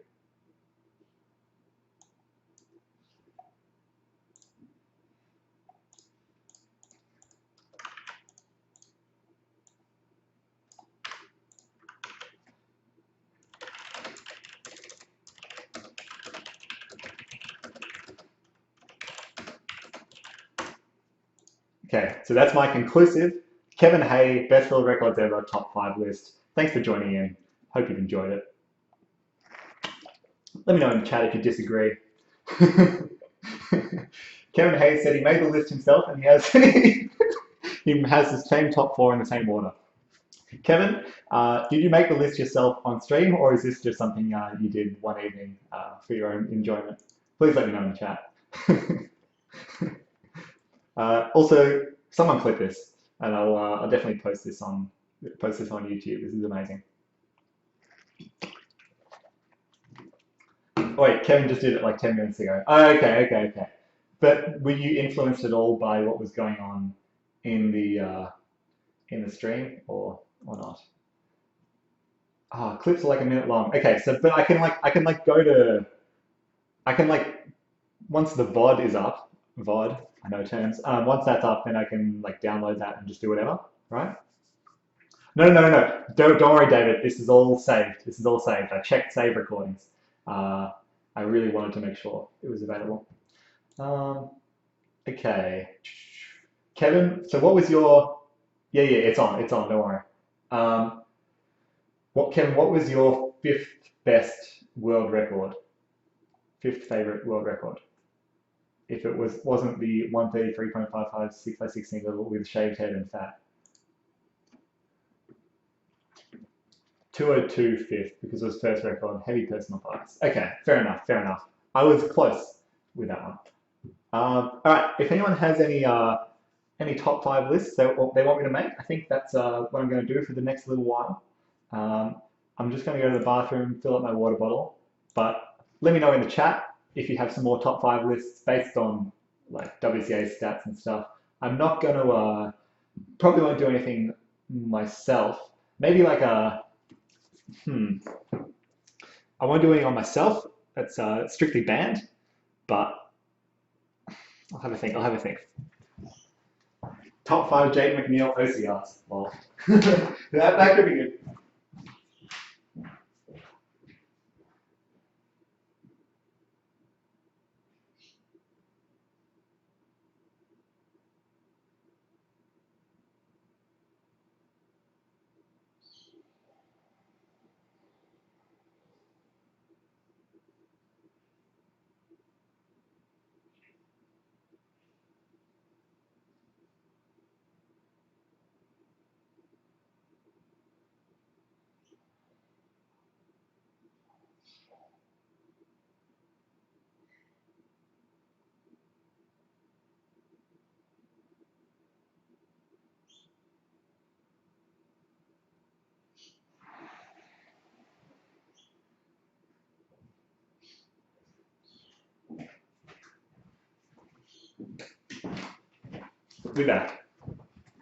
We're back. Top 5, guess the stats. Top 5 Tanza reacts. Top 5 world record reactions. No, but like, you can't do reactions because I can't brainstorm this. Stuff where I can just like paste it into a sheet and then. Okay, this isn't even there, but like, I'm going to do top 5 records of 2018. Top 5 records of this year. If I can just, yeah. Bye, Kevin. Top 5 irrelevant UWRs. Wait, okay. Top 5 OCRs, not by you or Jay. Okay, that's a good one, Chris Mills. Thanks for the lovely suggestion. let's go to records history. Region, Oceania, mixed history. Wait, mixed history? Internet, please. Okay. Oh no, it's just like database query. All right. We've got a long list of OCRs here, not by me or Jay. So let's go through these. I'm going to go through these on this sheet first, and anything that I think is quite decent, I'm going to copy over into my new spreadsheet. Let me just clear all that by Kevin. Whoops. Okay, so yeah, we're gonna do two more top 5 lists. So top 5 OCRs, not by me or Jay, and then top 5 from 2018. Don't worry, Hayes Giving, we're gonna get to top 5 from 2018. But let's go here. Jack Kai's 20.59 free blind average. It's pretty solid.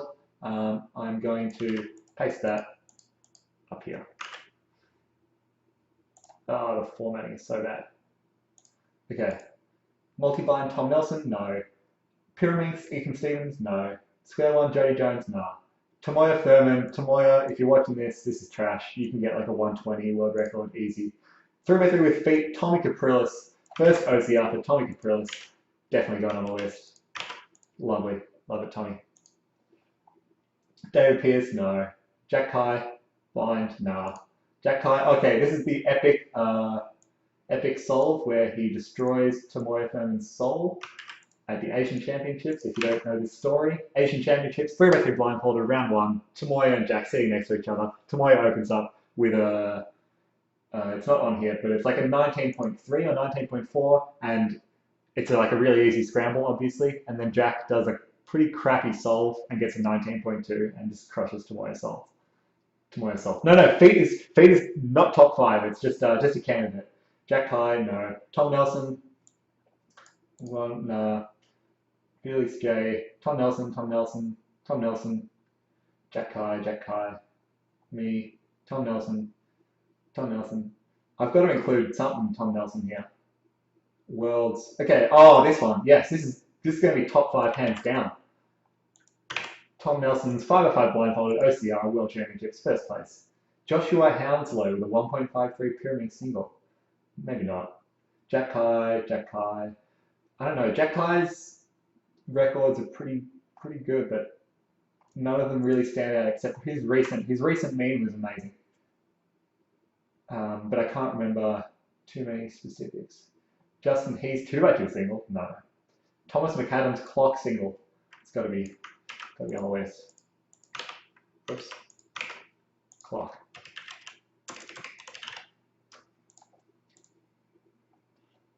Okay, this is actually really boring. I'm not gonna lie. Tim Major 2x2 single. No, this is absolutely terrible. Tim Major. Zane Carney, no. Bryson, no. Zane Carney. Oh, no, wait, no. The Zane Carney one from earlier. Zane Carney World Championships 2011. Here we go. That's the one.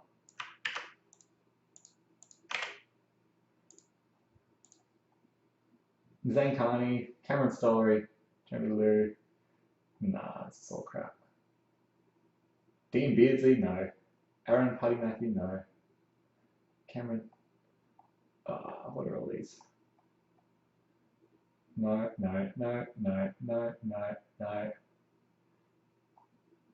Jasmine Lee, 3x3 Cube World Championship 2003.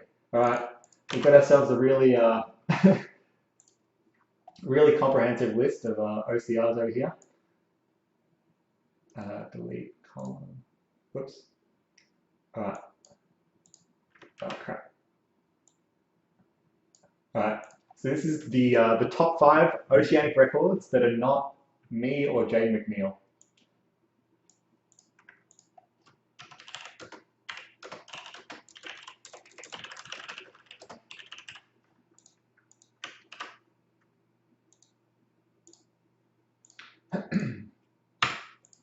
So Tommy Capriles, I really like Tommy, but unfortunately 3x3 with feet is going to have to be cut, as well as clock. That was a mean. cut, which leaves us with, okay, unfortunately, Jasmine Lee's, oh, okay. This one didn't even matter because we don't rank by 3 blind mean anyway, but now we do. Okay, I think we got ourselves a comprehensive top 5 list. 1.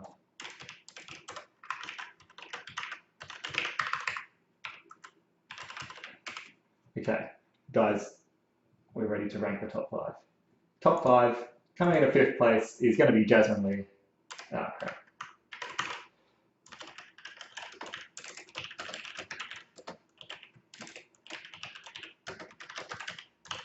Jasmine Lee, first ever Oceania 3 single. 4th place, we're going to go with Jack Kai. Jack Kai, 20.59, 3 blind mean. I believe that's top 5 in the world. Let me check. Jack Kai, Jack Kai, Jack Kai.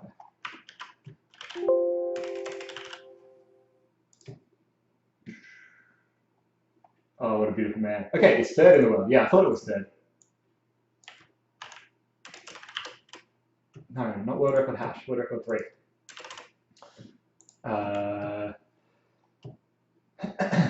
Records of 2018 do top 10. No, so like the, don't worry, Jack Kai's 19.2 is going to be up there as well.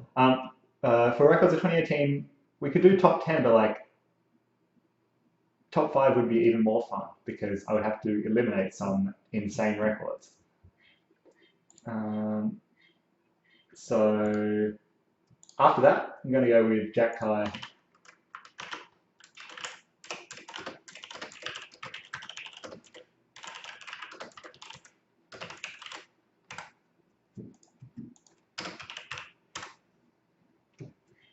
You're expecting 20.59 to be first. Okay, we've got some dissent in the chat, so we're gonna switch these. I definitely think this is more impressive, but the circumstances of this were pretty cool. All right, we're back. Now, the real question is, do we go Tom Nelson or Zane Carney? So to put this into some perspective, Zane Carney broke the OCR 3x3 blindfolded and won the World Championships 2011 final. And Tom Nelson broke the 5x5 blindfolded OCR and won the World's 2017 final. Now, actually, no, I think this is a pretty easy choice. Zane Carney, number 1. Zane win World's 2011 free blind with 31.41. And then, whoops, Tom Nelson, 5 blind, Paris win, and OCR. There you go. Lovely. So basically, yeah, all blindfolded. Basically, like me and Jay don't do blindfolded, and so there are actual good people at blindfolded in Oceania. And they have this. This is so ugly. I didn't prepare anything, so I'm just trying to be practical here. bottom 5 WCA events that should be removed. Okay, let's just do this off the top of my head. Bottom worst 5 WCA events.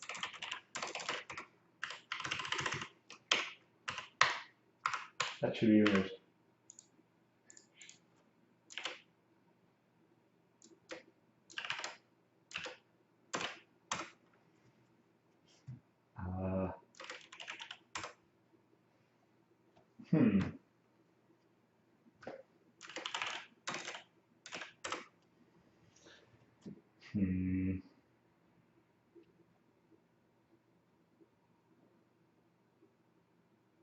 Now it gets tricky because a lot of little kids do like pyramids and 2x2, and it does get them into cubing.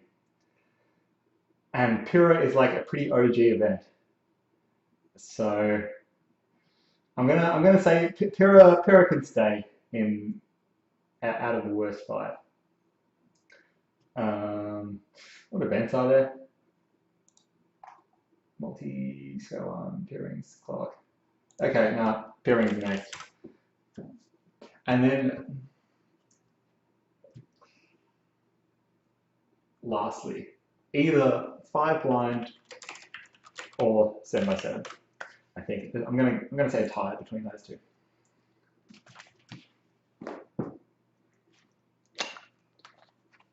Sorry, Jack, the skewed cat. Let's remove this now, though. Okay, top 5 records of 2018. Yeah, I don't think it's too hard to create a list of records that a list of events that should be removed. I think the first 3 were like very, very easy to make, but after that it gets a little bit trickier. Okay, so world mixed history. Holy crap, there's a lot of world records.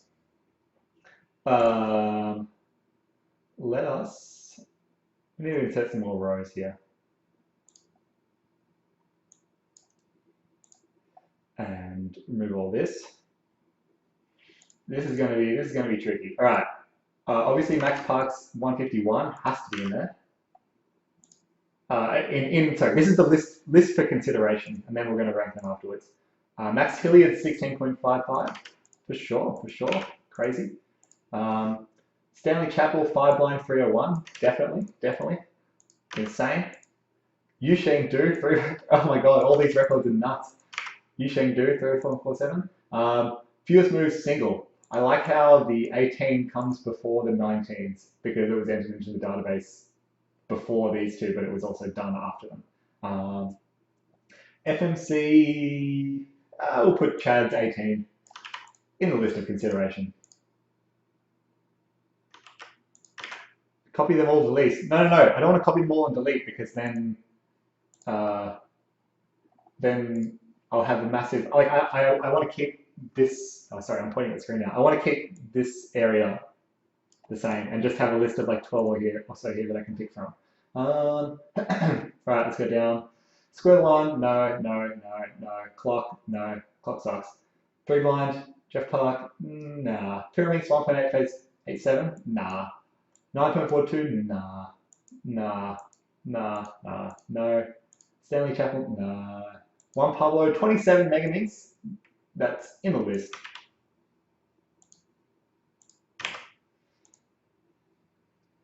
Yeah, sorry. If you guys want to take like a 10-minute break, feel free to leave while I prepare kind of a pool of 15 records that we're going to go from. Yeah, okay. 117.1 is nuts, Kevin. I agree, but it wasn't as epic. Like he did 117.3 like 2 months before that, and that was like way more ahead of its time.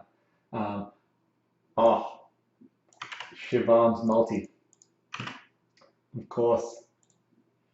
3 blind, no. Clock, no. Megaminx, no. Feet, no. OH 9.47, not that one. Now this one was nuts. Oh, this one, I remember this one. Max Parks 117.37, 6x6 mean. And Max Parks 147.89, 6x6 single. And 157.1, 6x6 mean. That is absurd. I think both of them. Actually, no, those won't end up in the top 5. Kaijun, Pyraminx single, Max. Kevin, no. Wait, 4x4. Oh, these are good as well. These are good.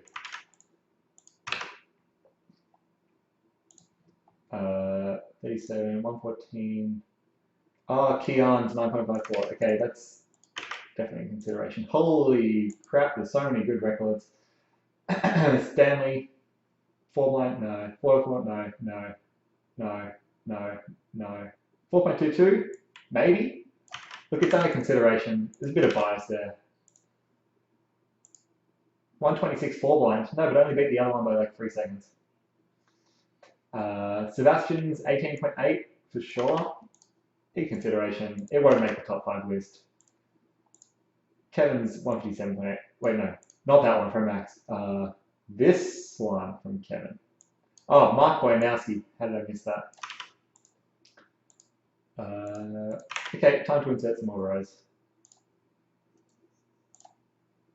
This is getting out of hand. This is very, very efficient. Mark Bojanowski's 43 feet, square one. 7x7 Kevin, yes, sub 2 for sure. It's a good one.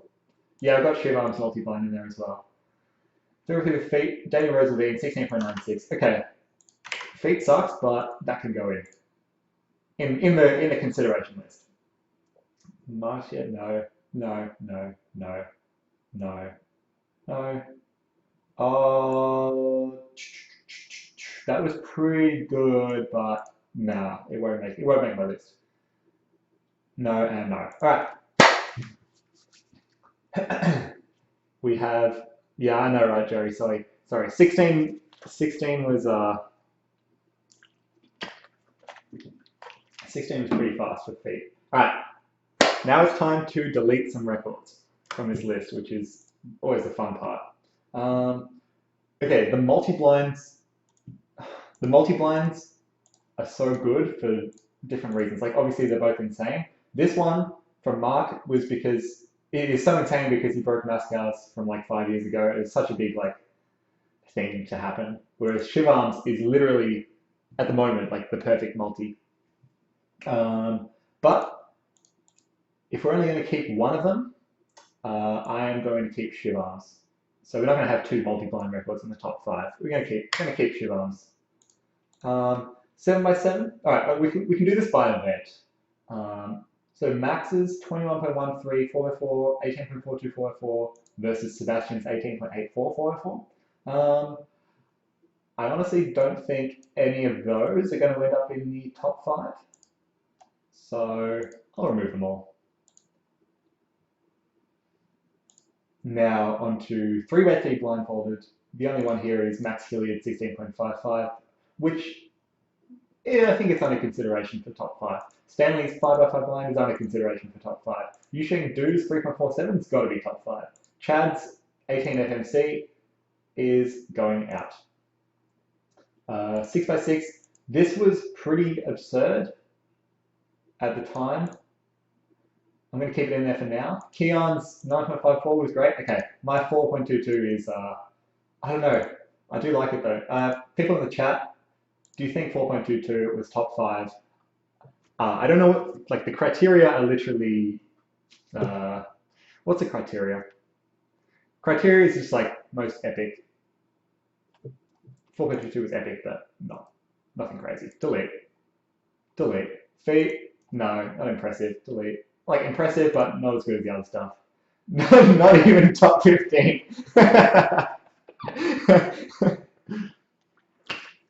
Come on, it's good stuff. All right, we're down to 1, 2, 3, 4, 5, 6, 7, 8, 9, 10, 11. Holy crap, there's 10, 11. There's 11 here. I don't know how we're going to get this to the top 5 from this point. Megaminx. Okay, hands up in the chat if you like Megaminx. Otherwise, I think that's going to be tentatively removed. Yeah, it was epic, but not quite. Now I'm just removing events based on the goodness of the event. Okay, so we've got, yeah, no, we're not doing top 10. We're doing top 5. We're doing top 5 for sure, because they'll be more controversial. Cut 9.54. It is tempting to cut 9.54, but I do like it for the moment. 7x7. All right, 7x7. We've got 1, 2, 3, 4 7x7 records here. We can remove 3 of them because we're not going to keep. There's not going to be 2 7x7 wood records in there. And I think everyone knows what is the best 7x7 record of the year. Max's 147.89. So now we're left with 1, 2, 3, 4, 5, 6, 7. This is very, very manageable. Max Hilliard's, nah, delete. All right, now we're getting down to the real stuff. We've got 6 world records here. We need to remove one of them in order to get ourselves to a top 5 list. Now, I think the locks, the certainties are these 2 and this one, for sure, 100%. These 3 are definitely going in. We've got the 9.54. I like the 9.54. It's staying in. Now it's between Stanley's 301 5 blind and Max Park's 117.37. Both well ahead of their time. This one has since been beaten. So, but it feels wrong to only have Max Park in there once. And so I'm not sure. Keep five line. People saying keep five line, keep five line. Yep. It's too hard. Why did I sign up for this? Remove 6. Yeah, okay. But Max, okay. Honorable mention.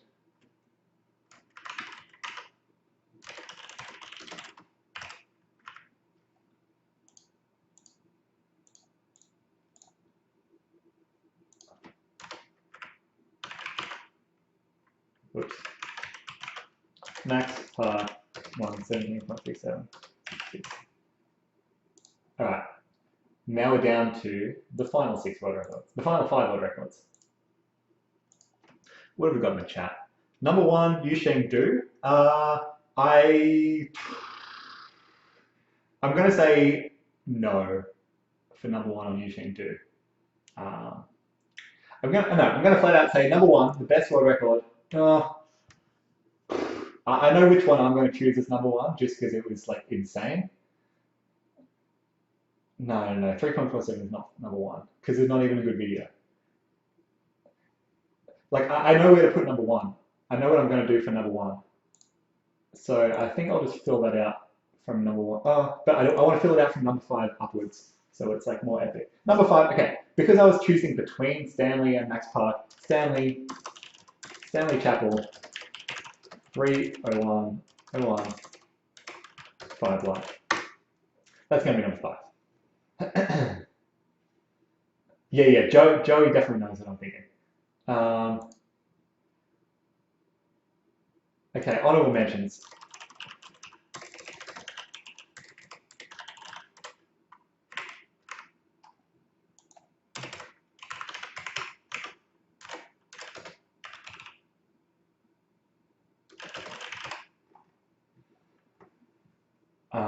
Okay. Stanley 3:01:01, 5 blind. Very nice record. Massive jump. I think it was something like 30-something seconds from the previous record. And he's a beast. So that's going to be number 5. 5th best world record of 2018. Stanley Chapel's 5 blindfolded. Now we get into the big stuff. 4th place, I'm going to go Keon Mansell, 1.24, Rue. Revolution, OH world record. Oh, my screen. Why didn't someone tell me?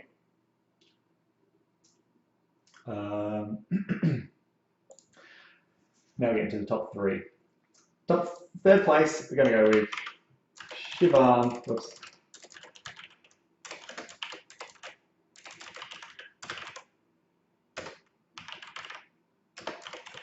Shivam Mansell.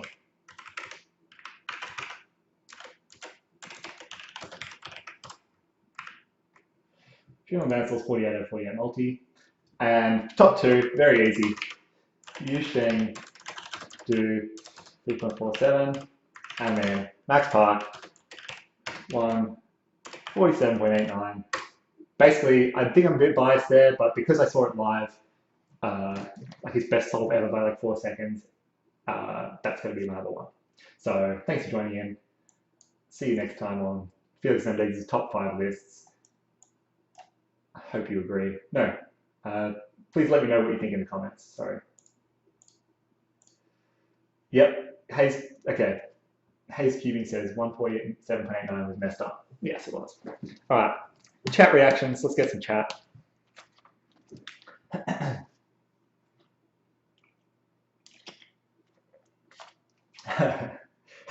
Mental Block TV says hundreds of people saw it live. Top 5 competitions. Top 5 competitions, nah. Okay, top 5 of my competitions. My favorite 5 competitions of 2017. And I think this time I should do a bit more explanation of like why I'm ranking things. I think for what was the first list I did? The Kevin Hayes top 5 world records list that I did, I explained it a bit more. This one was just very much, I was just feeling my way through and basically just how I felt about the impressiveness of each record. Okay, top 5, okay. No, I don't think top 5 comps that I went to is that interesting though. So Maybe I should go back to some cubing. Oh, max, 4, max, 5, max, 151, 7x7 means, yeah, like everything max is like nuts.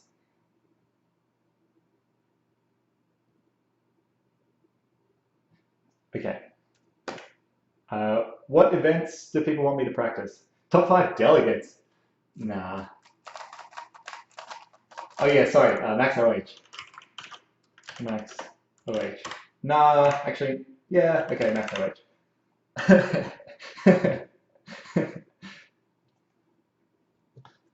Cube, no.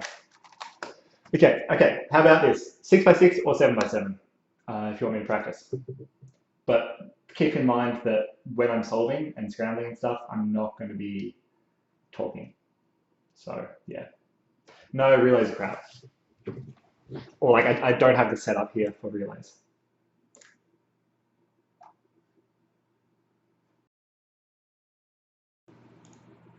There we go.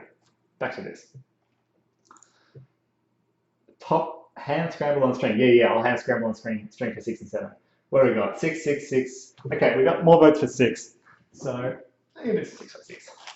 We'll do some 6x6. I am still using the Shadow as my 6x6 main. Top 5 cheeses in France. Oh, I don't even know how to. I don't even know 5 French cheeses.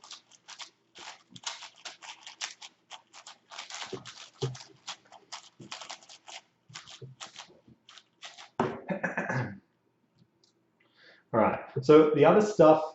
No, my shadow. Okay, Zach, I got a good shadow. So I was at the Asian Championships, and like the guy from Chi was there, and he had like some set up shadows. So mine's really nice now. It's not the crap one that I had that I messed up. So one other thing that I had, a couple of other things that I had planned were to do a response to Jaden McNeil's ramble, one of Jaden McNeil's rambles, which I will do later on. And then I also have something, I don't know, I got this like Christmas gift present from GAN. So I'm going to unbox that. It's a 356X with amazing packaging, and I will give it away, someone on stream. I have no idea what the criteria will be. So I'll just like, I'll just like make it up.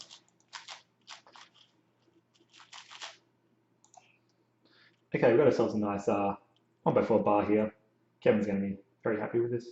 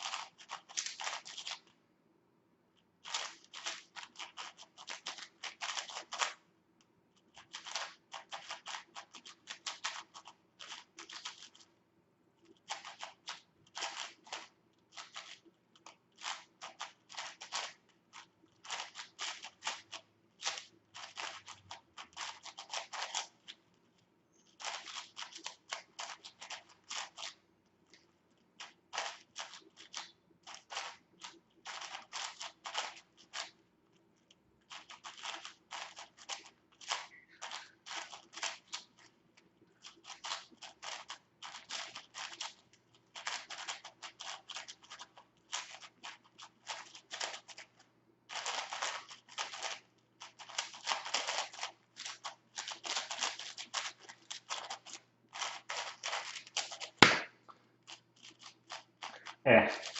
Okay, so I got through an entire solve without Kevin Hayes saying anything bad. Although I think that's because he can't actually see what I'm doing because of my frame rate, unfortunately.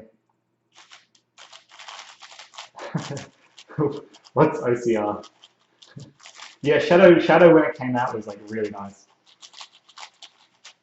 The lighting is too bright. The lighting is actually kind of perfect for me at the moment. He's talking shit, not watching. Global average on 6. I don't know. Let's. I'll do some solves today, and that will be my global average. Yeah, it's the camera. Not great. What's OCR? What's ER? What's the best way to improve your cross? Best way to improve your cross is to, I don't know, watch like example solves. It really depends on your level. Like if you're someone who like does one piece at a time and rotates a bunch, then obviously you need to learn how to like solve multiple pieces in the same like at the same time and avoid rotations and use offset crosses, things like that. But yeah, depends on what you average. Hmm.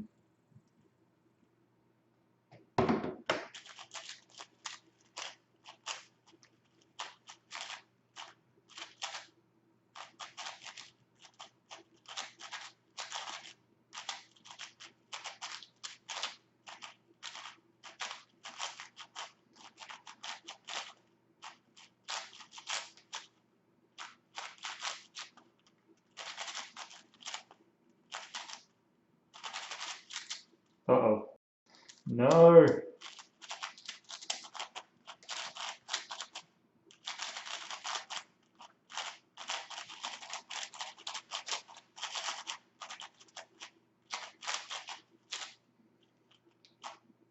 Very poor centers.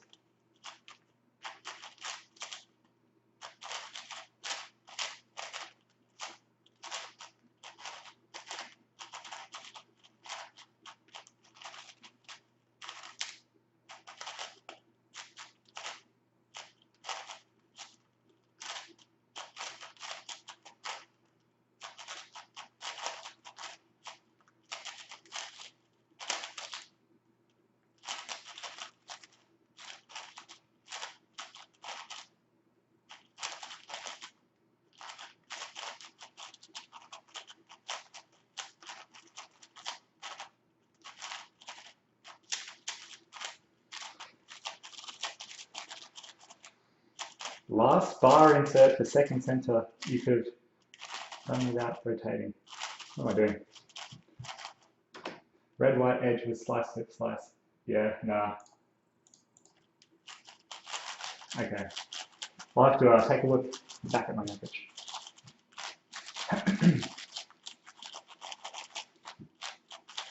Will I become streamer? No, I will not become streamer.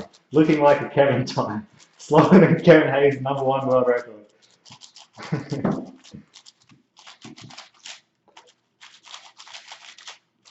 No, I'm not going to stream that often. I might do something like, you know, before Worlds or something like that, but I don't intend on it. Alright, I promise this solve will be faster than Kevin Hayes' #1 world record. Oh, this is crap.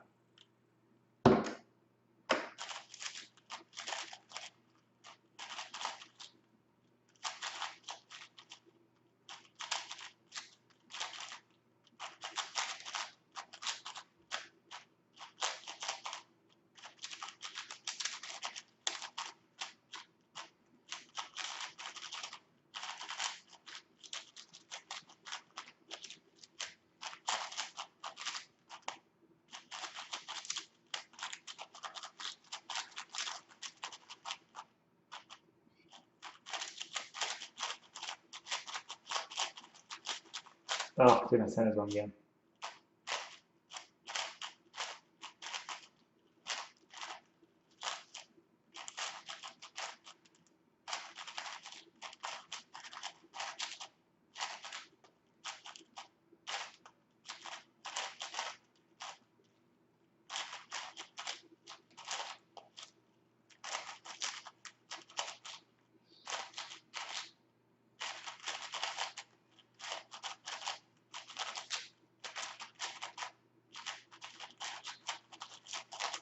Those last 4 edges were pretty terrible.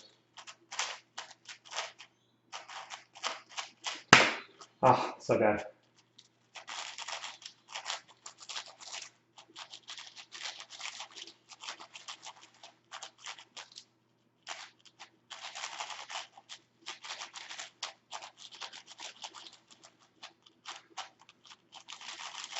Wait, 16 for 3 by 3. 18, nah, Dilly Dogs. Dilly Dogs, thanks for the splits, but that was a no parity and no PLL 3 by 3 stage. That was like a 10 3 by 3. So I don't know what's with those splits. But thanks for the splits. 39, 35, 8. Oh yeah, that sounds more right. That also adds up.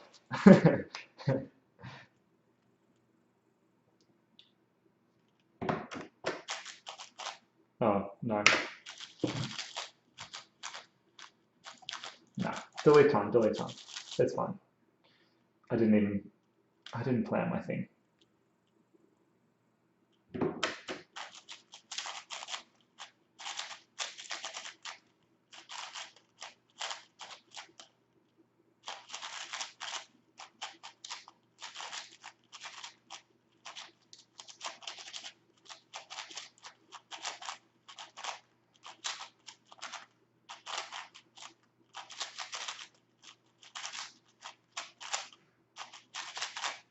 Oops.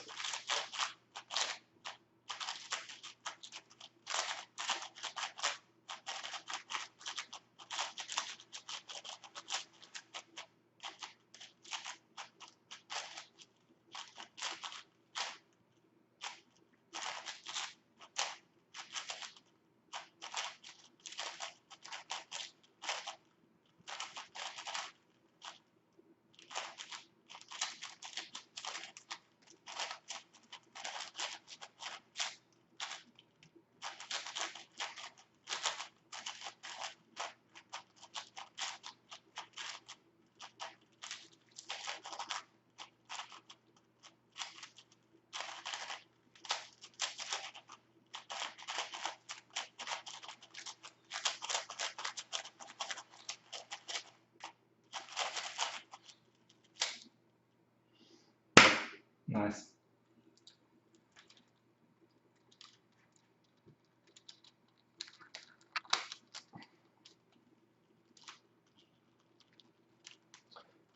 Yes, the word feed is found. Why?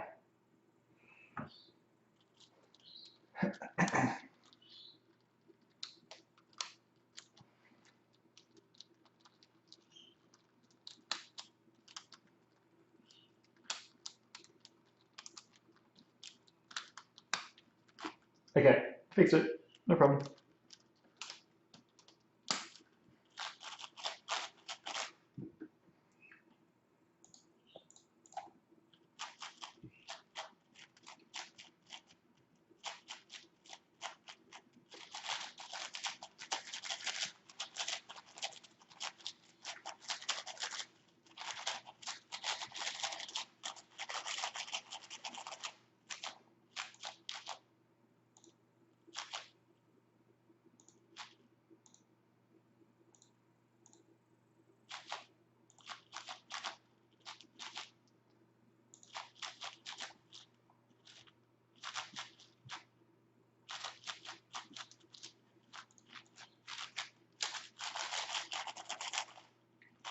Alrighty.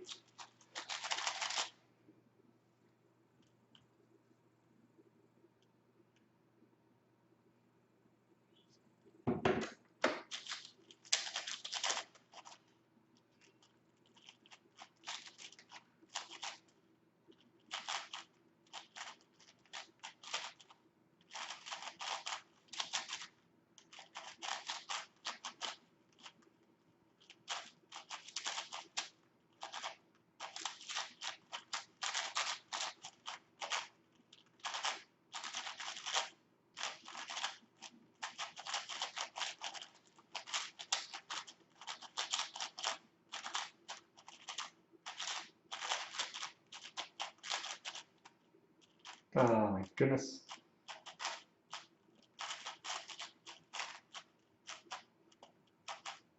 So many Z2s. Maybe Yao is optimal.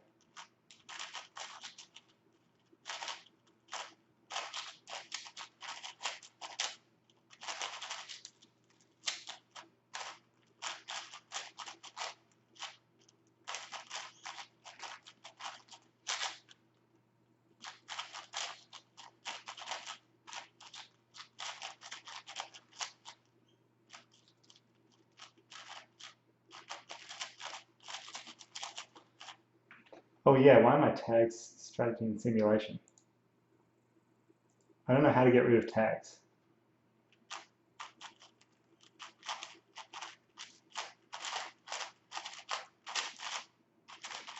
Top 5 times Felix give up solves. I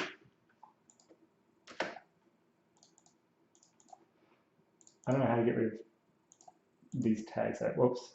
Oh, there we go. No, I think it's just auto tags the stream.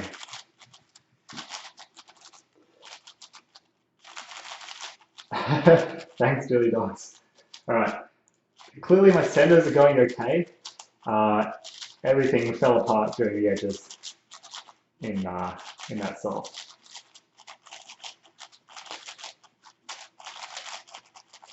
All right.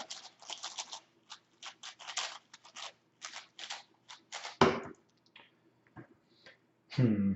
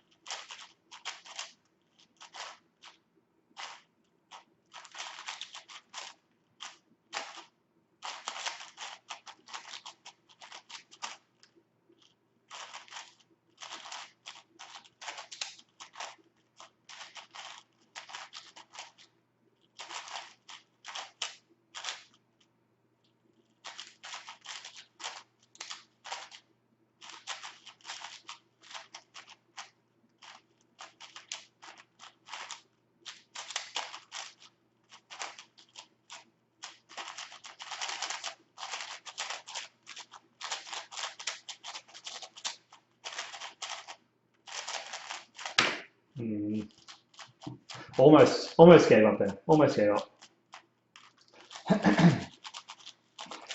Zenon asks, Felix, do you have any goals for Worlds 2019? And I like the timing of the question because you anticipated like the lag and when I was going to finish myself. So I really hope that was intentional.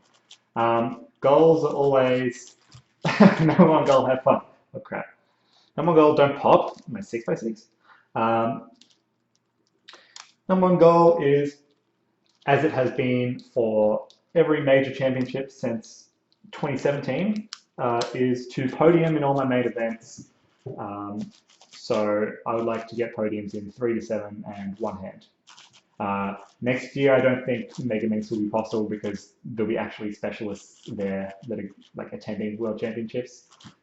Nicholas, Amos, and Juan Pablo. So I might not practice Mega Minx for Worlds because unless one of them does like insanely badly and I do insanely well, then I don't think it's gonna be that practical. So yeah, goal is always podium in all my main events. I think, yeah, so in Worlds 2017, I did that except for 3x3. Nats 2018, I did that except for one hand. And I went to Asian Championships, but I didn't podium in 3x3 and 4x4. So I haven't quite got it for any of the last major comps, but I would like to get that done. But yeah, it's going to be insanely competitive.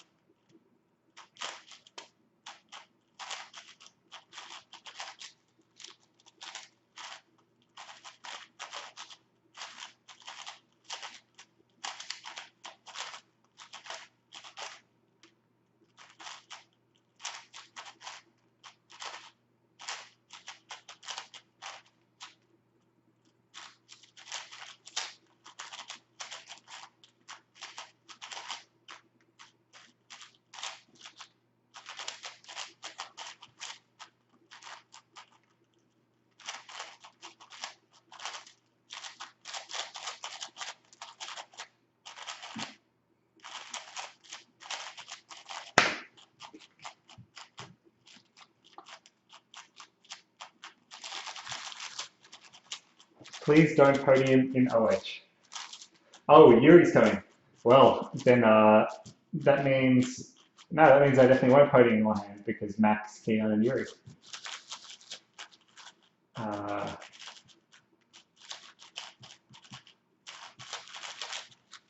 Where am I at the moment? I am in Melbourne at home. How close are you to being sub 10 OH? I mean, just look at my official results. Basically, I've had a few averages which are really, really close to sub 10 in the past kind of 6 months or so. So close to getting there. Obviously not globally sub 10, nowhere near, but all it takes is like 4 solves. No, I'm not going to Melbourne summer 2019. I am busy. Oh, I think it's a thunderstorm outside. Do I listen to music while I solve? Sometimes. Sometimes like music, sometimes like podcasts or something.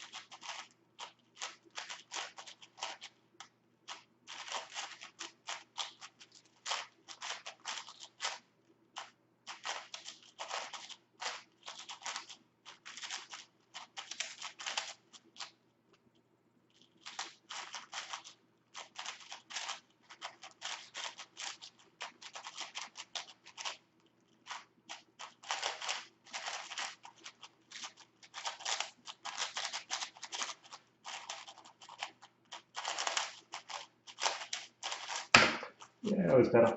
That was nice.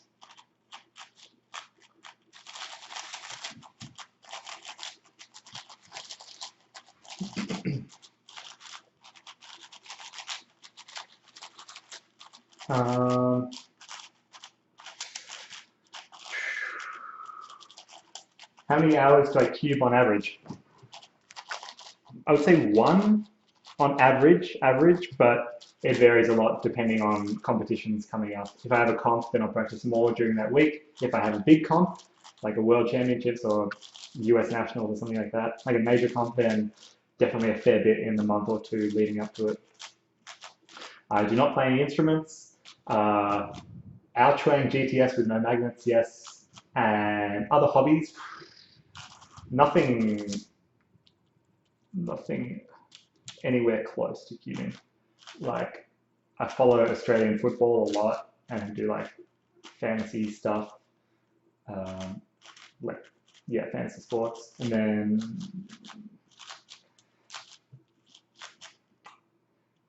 yeah, no, nothing anywhere close to cubing, to be honest.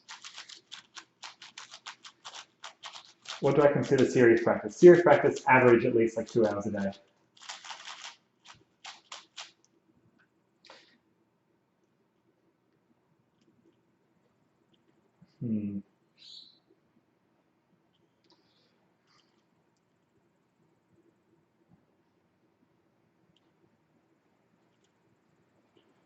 Oh, it's starting to rain. If anyone hears that, I'm sorry, I can't control it.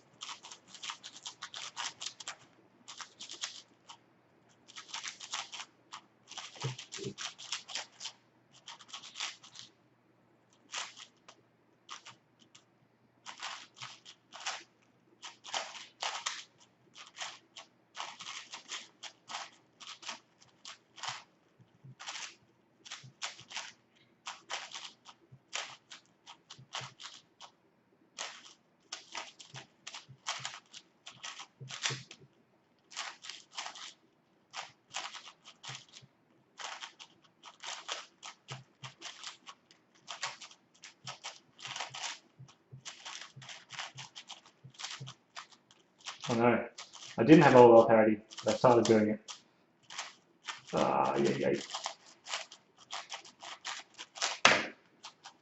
Okay, Dilly Dogs, do you have the splits on that one? Because the centers and 3x3 were horrendous, and the edges were quite good.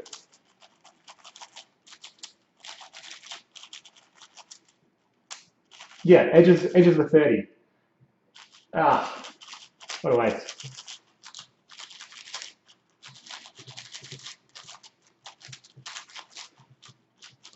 What music do I listen to? If I can find a way to link my, if I can find a way to link my thing, my Spotify top 100 playlist,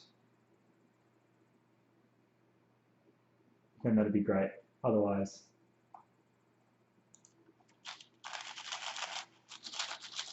no, I don't watch anime. What do I have to work on the most on 3x3? Probably my turning accuracy and consistency. What keyboard? I don't know. It's my dad's. This is like the family computer, which is why I'm in like a different location. But yeah.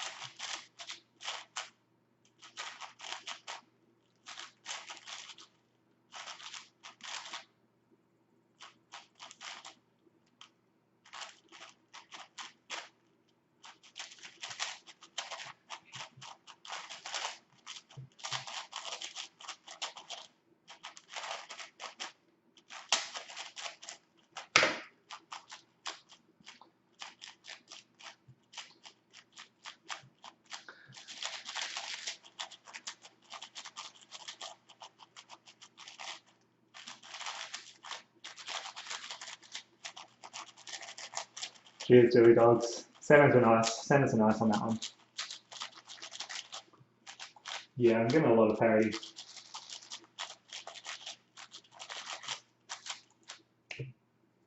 But it's okay, as long as you don't get parity in competition. Then it's all good. Um,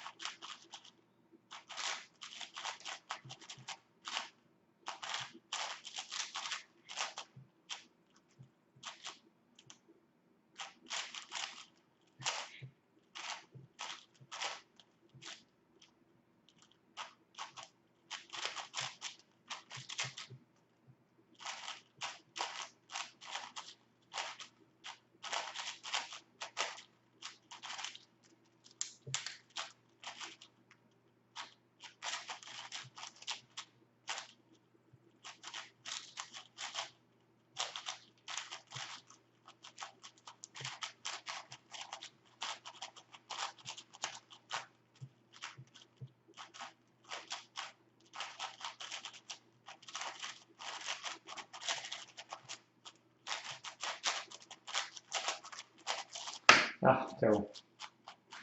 I have not tried the 4D cube. 505, I use the reduction method with free slice, edge pairing.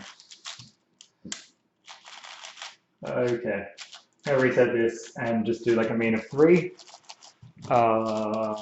Then after that, see how we go.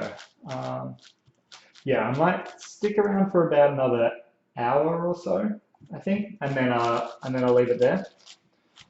Got a couple of things left to do on the stream, including the reply to Jay McNeil ramble, the GAN unboxing. I think it's just next. I might just like give this away, and then I don't know if anyone else has any suggestions. House tour? No. It's very risky to do a house tour live on the internet. And like not a house tour anyway. Megaminx, like the lighting, I don't know. The only thing is like the lighting at the moment is very bright from the computer onto my cube, so it's not the best. So maybe don't Megaminx.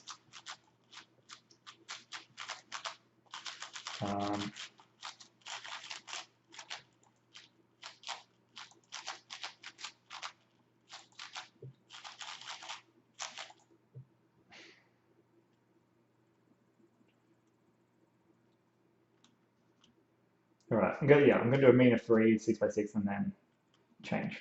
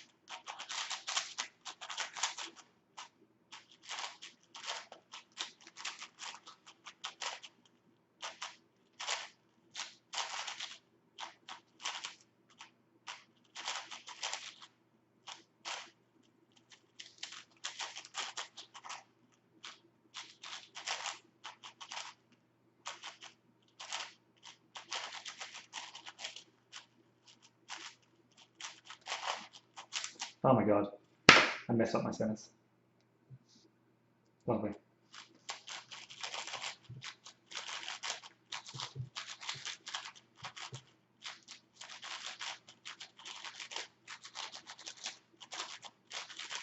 So, reset. Nice 104. Pretty good, pretty good. 36 edges. Thanks, Billy Dogs. The externals are good, edges, very average.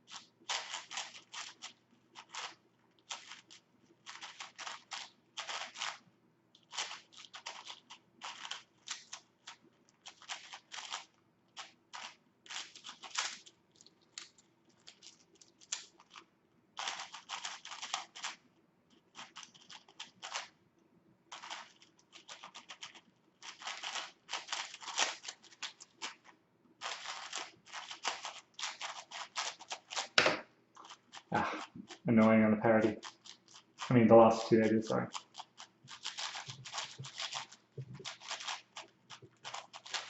JK Gamer says, "Hi Kevin, your Tuesday tips help me get better at big cubes." Uh, Thank you. I hope everyone enjoys my Tuesday tips.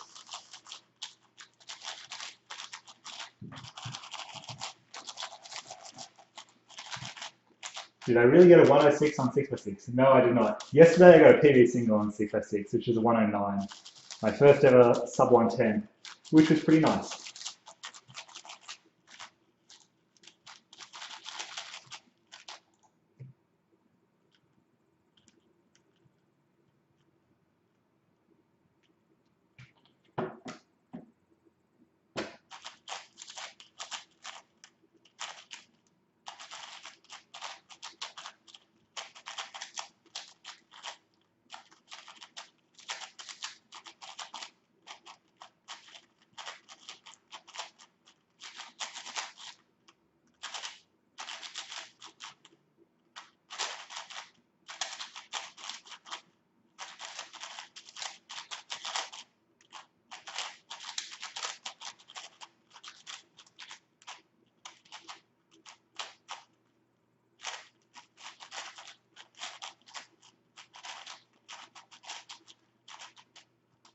Hey, what am I doing?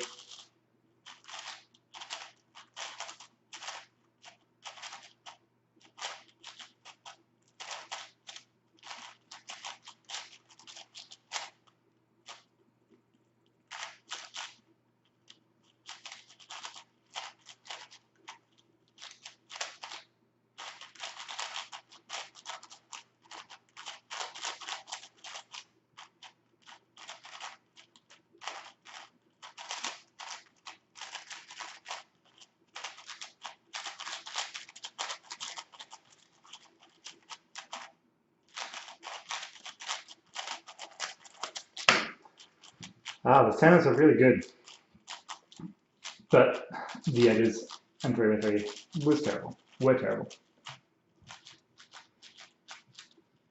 Joey got a 14 with Rue, nice.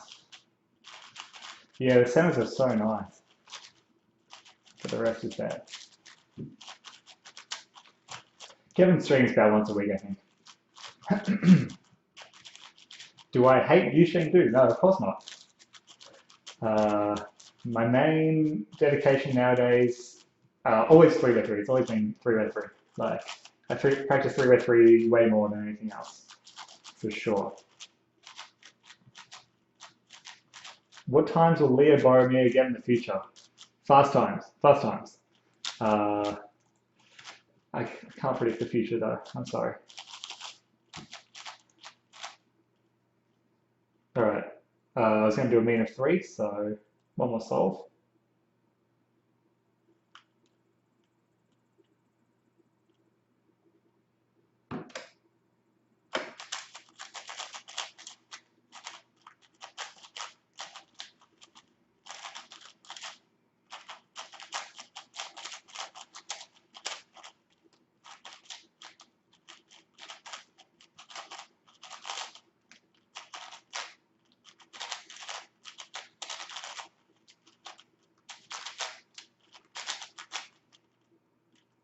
Oops.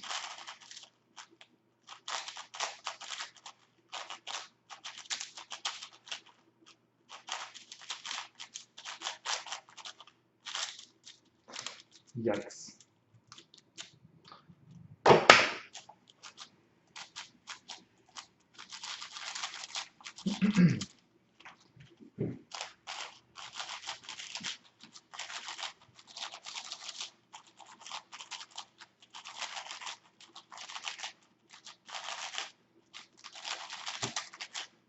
One more solve, one more 6x6 solve. I just want a smooth solve.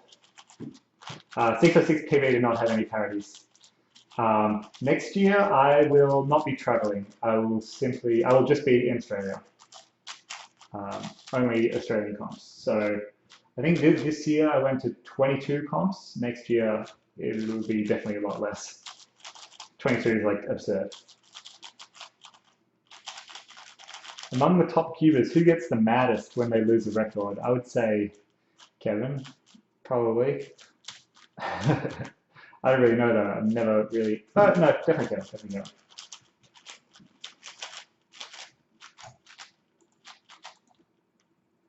Okay, last solve. Just want a smooth solve. Uh,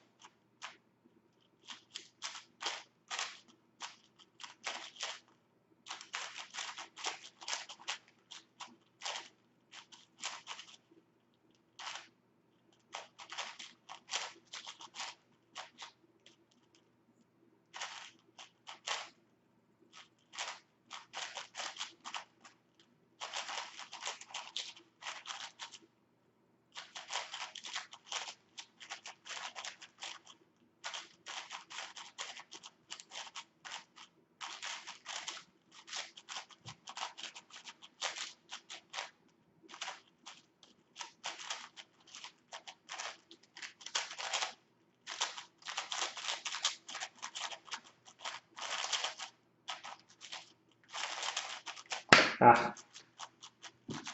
no good, no good.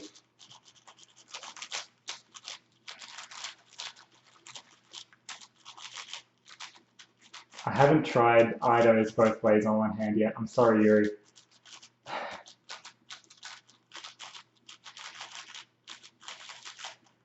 Tried to predict ZBL and cancel into it. Maybe once or so. I can't remember anything specific. Average TPS on a 6x6 solve. I have no idea. If there's a reconstruction of a 6x6 solve that I've done, then I don't think my TPS would be too different or too variable compared to that.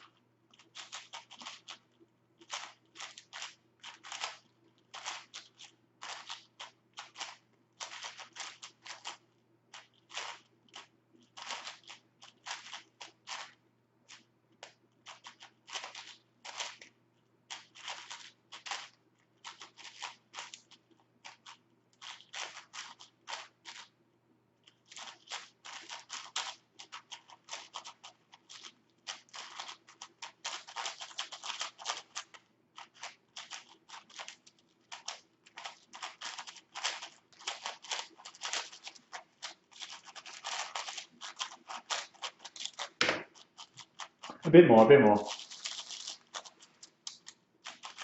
Still doesn't feel amazing. I've been cubing 3 with 3 for a month. My average 100 is 35 seconds. That is very, very good, I think. How do you go about practicing balancing practice? Good question. For comps, I always practice 3x3 before comps. Like, no matter what it is, I'll always do like more 3x3. But beyond that, I don't have too many main events. Like normal Aussie comps, they might have like 3, 4, 5, one hand. And so I'll just practice 4, 5, and one hand in addition to that. Yeah, practice everything, practice everything. 11-second average after 11 months is insane. That's really good.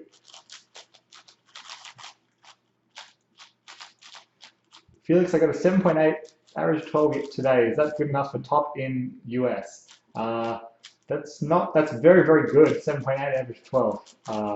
But I don't know if you've heard of a guy, he's an American guy, he lives in California. I think his name's Max. You might have trouble beating him with 7.8.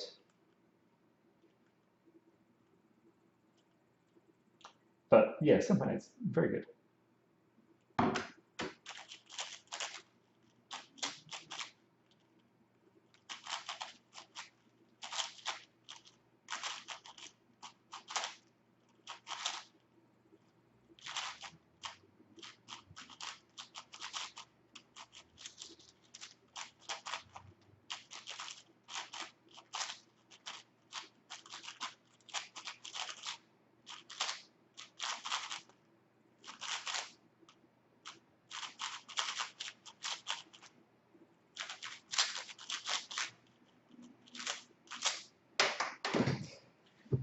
Oh.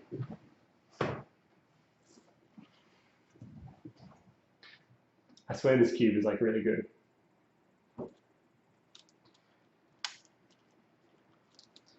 But I think my turning today is a bit off.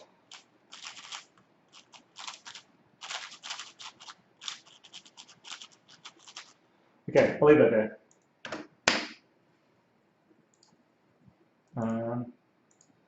What did I have to do? All right, I'll probably be on for like another half hour, 45 minutes or so. Let's do a rant. Sorry, a ramble. No, response. Ramble response. Okay. Today's ramble response is in response to Jaden McNeil's ramble about filming official solves. And it's one thing I did want to do on this stream. So Jaden originally posted a video on the day of the 3.47 world record because I guess it was there was a lot of noise about the lack of a good video and people were suspicious and they were angry about it, or like some people were complaining, which is kind of dumb. I'll preface this with I love Jay's content and videos, and I completely agree with him on some of the parts that, not having video is not suspicious. Although if there was a world record and I did it or Max did it and there was no video, I think that would be kind of suspicious. But it's kind of different for this case. So my thought is that for such like a landmark, amazing world record, it's pretty disappointing. It's kind of disappointing that there's no good footage. It's normally, when the Rubik's Cube world record is broken, the video goes viral online. There's all sorts of media coverage. Everyone gets very excited, and from that, the speedcubing community gets a lot of attention. New people come in, learn how to solve the cube. Literally, like a decent amount of people I know and prominent current members of the community have literally started cubing because they saw a world record in the news or on YouTube, and that's even partly how I started cubing. So I think, having these world records out in the public, having the videos is really, really good thing for cubing. So it's kind of, it is a little bit frustrating that such a landmark world record, something that isn't going to be beaten probably for a long time, doesn't have good footage. And I think that if you think that attention and growth of speedcubing is a good thing, then you'll tend to agree that having good footage of the world record is a nice thing to have and benefits cubing. Now, obviously, no one should be forced to film their own solves. Yusheng did nothing wrong. There are certainly people who choose not to film their own solves, either they can't be bothered or other sorts of reasons. Jay outlines two main reasons in his video. I think one of them is valid, another one is kind of silly, and one of them is, the second one is very, very skeptical from Jay, but the act of bringing up a camera and turning it on and disrupting your preparation, he says, can sometimes make you nervous and doesn't allow people to perform at their best. So, one reason he says not to film solves is if you bring a camera up onto the table and turn it on, and you're telling yourself, I'm filming this solve, I want it to be good, I want to post it later. That is something that can make you nervous, and that's fine. I can tend to agree with that. I think that's fair. If you're a top solver, you're probably going to have someone very likely filming your solves anyway. So that sort of pressure is probably something that you should get used to, but that's the one reason that I can understand. Um, Although I don't think it's quite a big deal as he seems to make it out. The second reason that Jay brings up is that if you film and upload videos to YouTube and you're fast, then you'll get a lot more scrutiny and you'll get DNF'd on technicalities on every solve, which is certainly not the case. There have been very, very few instances. So the ones that stand out are the Max Park world records, the world record that he got and his solve previously. So that's kind of another topic, that Max, touched the camera on some of his big cube solves, 6x6 and 7x7, and got DNF'd retrospectively for that. I think that's also kind of a very tricky decision, because if you're trying to cheat using a camera, which is absurd anyway, there's effectively no difference between having the camera on the table and making like physical contact with the camera during your inspection. But I also understand the need for like simple blanket rule regulations that don't have delegate discretion. So that's fine. But in terms of scrutiny, I think it's completely fine that my solves get looked at more closely than my dad's solves, because I think most people would agree that they're more like important, however you want to define that. The other thing is, no one is forcing you to upload or hand over this footage. The WCA, they can't seize footage from you, not like an FBI or something like that. So even if your reasoning is, I'm really scared that my video will be scrutinized and I'll get DNF'd, which is very, very, very rare. I've been competing for like 10 years, uploaded over 1,000 solves, and from what I recall, there have been no DNFs for any sort of procedural error. I'm not going to go into all the missed scrambles and even duplicate scrambles in some of my videos, but none of those have been DNF'd either. But in any case, you can watch your video before you upload it to check if there are procedural errors, and then simply delete the footage or not upload the footage if that's something you're so scared about. Again, if you think that requires time and effort, then fine, but it's worth having the footage. Yeah, you should film yourselves. It's good. It's great to have footage. And it goes the other way as well. Having your solves filmed can be very beneficial. For example, the biggest example that comes to mind is Jeff Park's 3x3 blind folded mean world record, where he got a missed scramble, and because he filmed his solves and checked it at the competition, he was able to get an extra attempt and actually break the world record because he filmed his solves and there was a procedural error, which wouldn't have been the case if he didn't film his solves. There are also a bunch of times where, I know this because I upload a lot of videos on YouTube, where my results have been entered incorrectly into the WCA database. And so because I filmed the solves and filmed the stack map, I got a slightly faster time. The time was changed in the WCA. And people scrutinizing the videos actually gave me faster averages. So it goes both ways. It's not just a one-way thing. And again, I think it's very, very minor. And you can also delete your footage if you won't find that there's procedural errors. But if there's very, very rare cases where you do something wrong, you could also delete it if you wanted to. But that's not a reason to not film solves. Anyways, I really encourage people to film their solves. It's great for cubing, great for promoting cubing, that so much is viewable online. If you're able to watch yourself back and see things you can improve on, and yeah, you can, scrutiny is not a big deal. Yeah. Anyways, that's kind of it. That's what I wrote down. Let's see what we've got.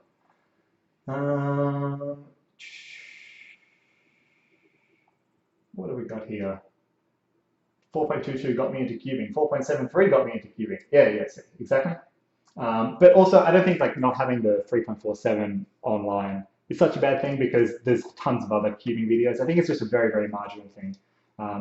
Obviously, people can just watch any other random world record and get into cubing.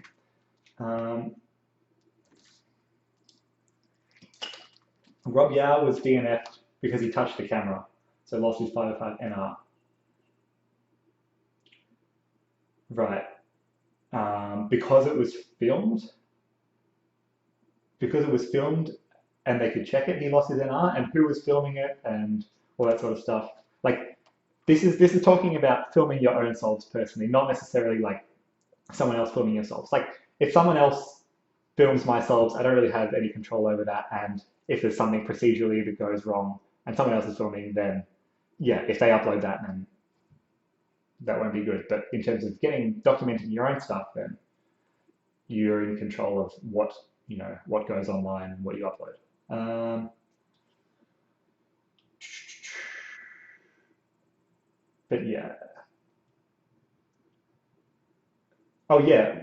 Also, like that's also assuming that you are scared of procedural errors, um, getting DNF'd by procedural errors. Like if uh, if it's something that you want to have on video,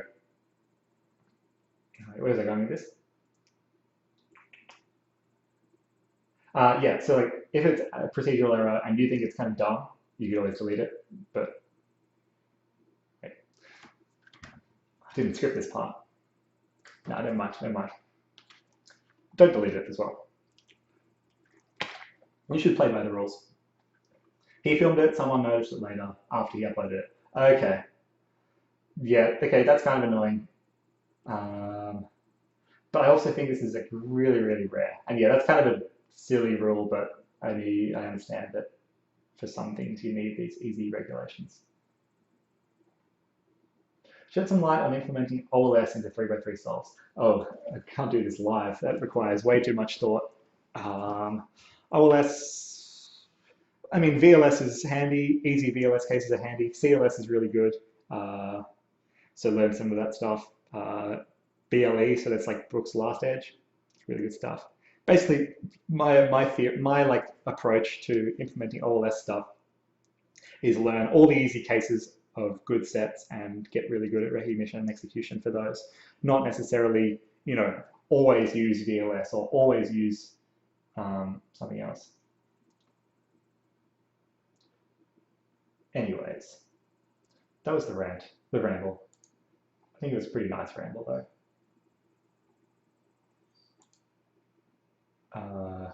If we're going into like the whole camera thing, because yeah, it sounds like there have been definitely more than a couple of instances where people have been DNF'd from cameras, but that's even more complicated, to be honest.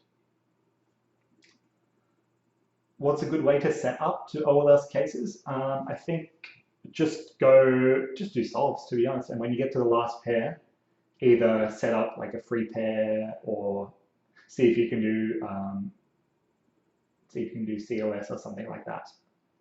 Or you could also like, So one thing you can do is set up to last F2L pair and orient all the edges and see what you can do. Or like do CLS BLE with all oriented edges. Otherwise, set up to just the U prime R prime insert and see if you know the VLS. I don't know that if there's any like, it's kind of a bit, it's not just like algs that you can repeat and practice over again. I think it's definitely very, very situational. I'll have a think about that. That's tricky. That's tricky though. I'm going to get some more water.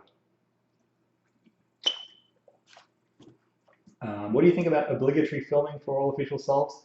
I don't mind. Like, it would be nice if we were able to film every solve. I don't think it's practical. I think organizers and delegates who are already volunteers, it would add an extra challenge as well. So it doesn't seem practical, but it would be nice if we could have everything on film. Do you do an extra alg to orient all the edges during an RU R prime insert? Yeah, you can do the what am I doing? You can do this one.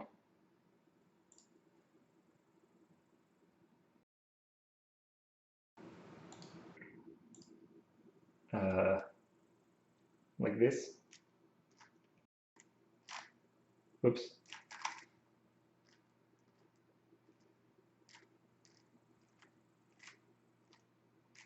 You can do that one. I'm going to get some more water. Break the sub 30 mark.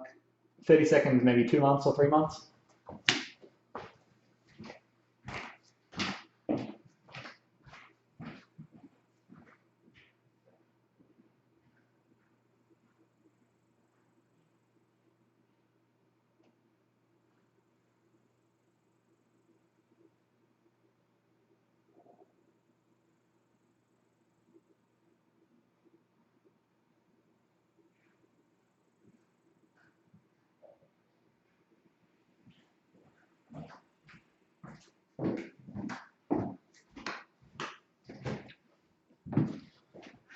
Oh wait, I was going to get something else.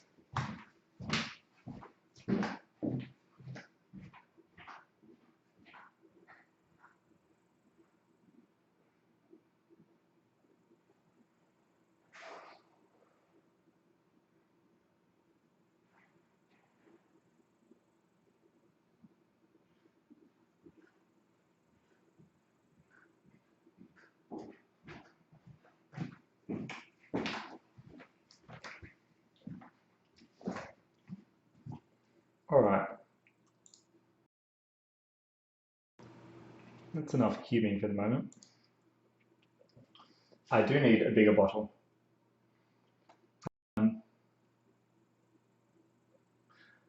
Yuanzi asks why you never filmed your blind solves. Okay, so in talking about like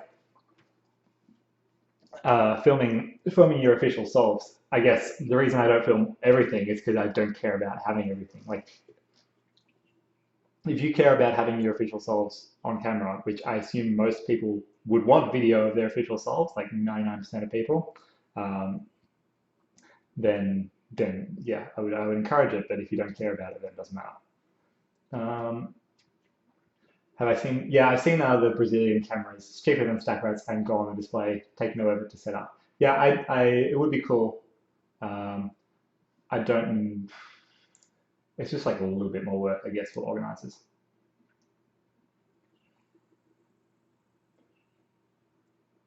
Wait, what happened?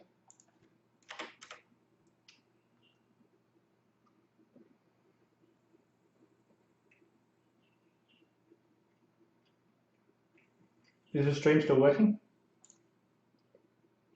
Looks like it. Okay. Okay. Sorry, the chat was just confusing me for a sec.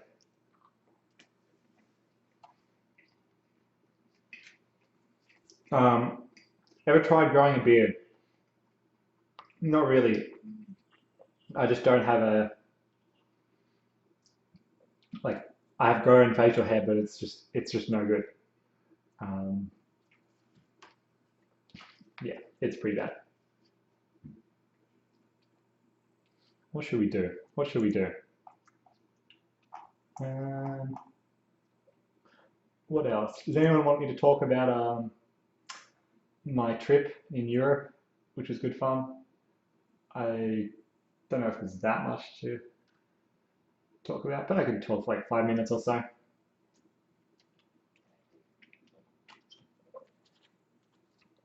I don't know about Stat Mango's idea of hooking up a camera to every stack map that would automatically start when the competitor picks up the cube. That seems very, very tricky. Um, what's my 2G tips for sub 8 if you average 8.6? That would highly, highly depend on exactly what your habits are, what you know. Oh crap. Does this stream like buffering a little bit, lagging? Yeah, getting to sub 8 would highly depend on what you know. Okay, 2GL progression. I learned all the pi cases and then forgot most of them because I just never used them, unfortunately. But I need to bring that back. But I just know like TU and L, and yeah, TU and L. Okay, so I think it was November 10. I had a competition in Sydney, and right after that, I flew to China for a week to do some stuff with GAN. They initially wanted me there at that time for like some product release. I don't really know too many details, but that got delayed. So I was just kind of there for a week doing all sorts of random stuff with them in their offices and factory, which was really, really fun, as well as a tiny bit of sightseeing, a tiny bit of shopping, but not too much time for that, and a bit of practice. So after that, after China, I was in Guangzhou. I flew straight to the UK, flew to London, stayed with Daniel Shepherd for about 4 days or so. Did a bunch of sightseeing. It was really fun, except winter kind of sucks in Europe. That's my one gripe about going there. It's just got so cold and so dark so early on days. But yeah, it was really fun. We had a competition in Western-super-Mare, which was on the west coast of the UK, about a 100-person competition organised by Chris Wright. He's a WCA board member. He's not a delegate, he's just a board member, I'm pretty sure, and treasurer, and put on a great competition at this pier at the end of I guess it's the Western-super-Mare Pier. Um, and yeah, super cold, kind of windy, rainy, but lovely, lovely and warm inside, and a bunch of really fast people went. So me, Masvidal, Cornelius, the Viers, Kieran Bean, George Sholly, um, and yeah, just great fun. And we got the world record podium, so that is the fastest ever podium at a WCA comp, which was sub 20 as well. So it was like 6.1, 6.6, 6.7, and it could have, and I would say should have been a lot faster. My fourth solve was kind of silly, and Philip should have had like a 6.2 average if he didn't mess up his final solve PLL. But he redeemed himself for that a few weeks later on. Of course, Joey Gooley was also at that UK competition, so that was good fun. I guess the whole idea with this trip is because since July, I've basically had free time, not been studying or working, and so wanted to, before I move to Sydney and start working next year, spend some money and just enjoy traveling and cubing while I can. And so after that, I flew to France, stayed in Grenoble, Annecy with Alex. Grenoble, then Annecy with Alex Carlier, and then went to a competition in Eugene, which is in like the French Alps. The really nice thing about that competition was it was a 2-day competition, basically ran from 2 p.m. until 6 p.m. on both days. So I really like that schedule, and it was really nice and quiet, only like 40 people. Still very competitive with Alex and Michael and Richard Delacoste. That was good. That was good. Although my times there weren't that great. Yeah, not the best. After that, went across Switzerland. So there was a competition in Lucerne, Switzerland, which is towards the east. So I went across, stayed 2 nights in Geneva, 2 nights in Bern. Geneva with Michal Pleskovic, Polish Cuban now living in Switzerland, which is, yeah, tons of fun. Ate some really nice food. Then to Bern at a hostel. Stayed in a hostel with 4 beds in the room, and I was the only person staying there. So that was kind of nice to have that entire room to myself. And then to Switzerland, where again tons of fast people went. So the Viers went to the Swiss comp, Michal Pleskovic, Alex Carlier. So it was very competitive. And yeah, Philip got the win over me on that one, which was he was very excited. But Philip, so that was the competition where Philip got a 6.06 average in round 2, and basically before like the competition was even, like, he was so sick the night before. Like had just like a massive cold, was coughing all the time. And when he got to the competition, he was just like lying on the table. He looked dead. And like 10 minutes before the round, he's like, "Oh, I should start warming up for 3x3." And he was like just doing average times and like coughing everywhere. And then just goes up and does a 6.0 average. So it's kind of scary. But yeah, so then that was a fun comp. Then stayed at the Viers house in Düsseldorf, and then stayed with Eric Ackersdijk and Nora in Cologne. So that was through Germany. No comps there, but then I went to Amsterdam and stayed with Mats for a little while. There was a competition in The Hague, or nearby to The Hague in Amsterdam, which was the one where I got my only sub 6 average in the final round of the year. So that was kind of a relief. I was much happier with my solves there. And then came home. I flew home via Hong Kong, and like a couple of days before, I saw that Anthony Brooks was going to be in Hong Kong, just super coincidentally. So I messaged him, and got some dinner and lunch as well. Um, and the kind of annoying thing, but it really worked out well, was I flew from Amsterdam to Hong Kong. Okay. The longer story is I had some points, some airline points on, I think it was Cathay Pacific. I'm pretty sure it was Cathay Pacific, My family had all these airline points that were expiring in January. So I'm like, okay, I'll get all your points. Like, can you just like transfer me all your points? So I booked from Hong Kong to Melbourne on my way home. So I was like, okay, I booked this flight with my points, with all the points of my family, and I need to get from Amsterdam to Hong Kong before that. And obviously, probably like stay one night in Hong Kong or something like that, something that works well, so I don't have to like change airplanes or like change airlines and go out.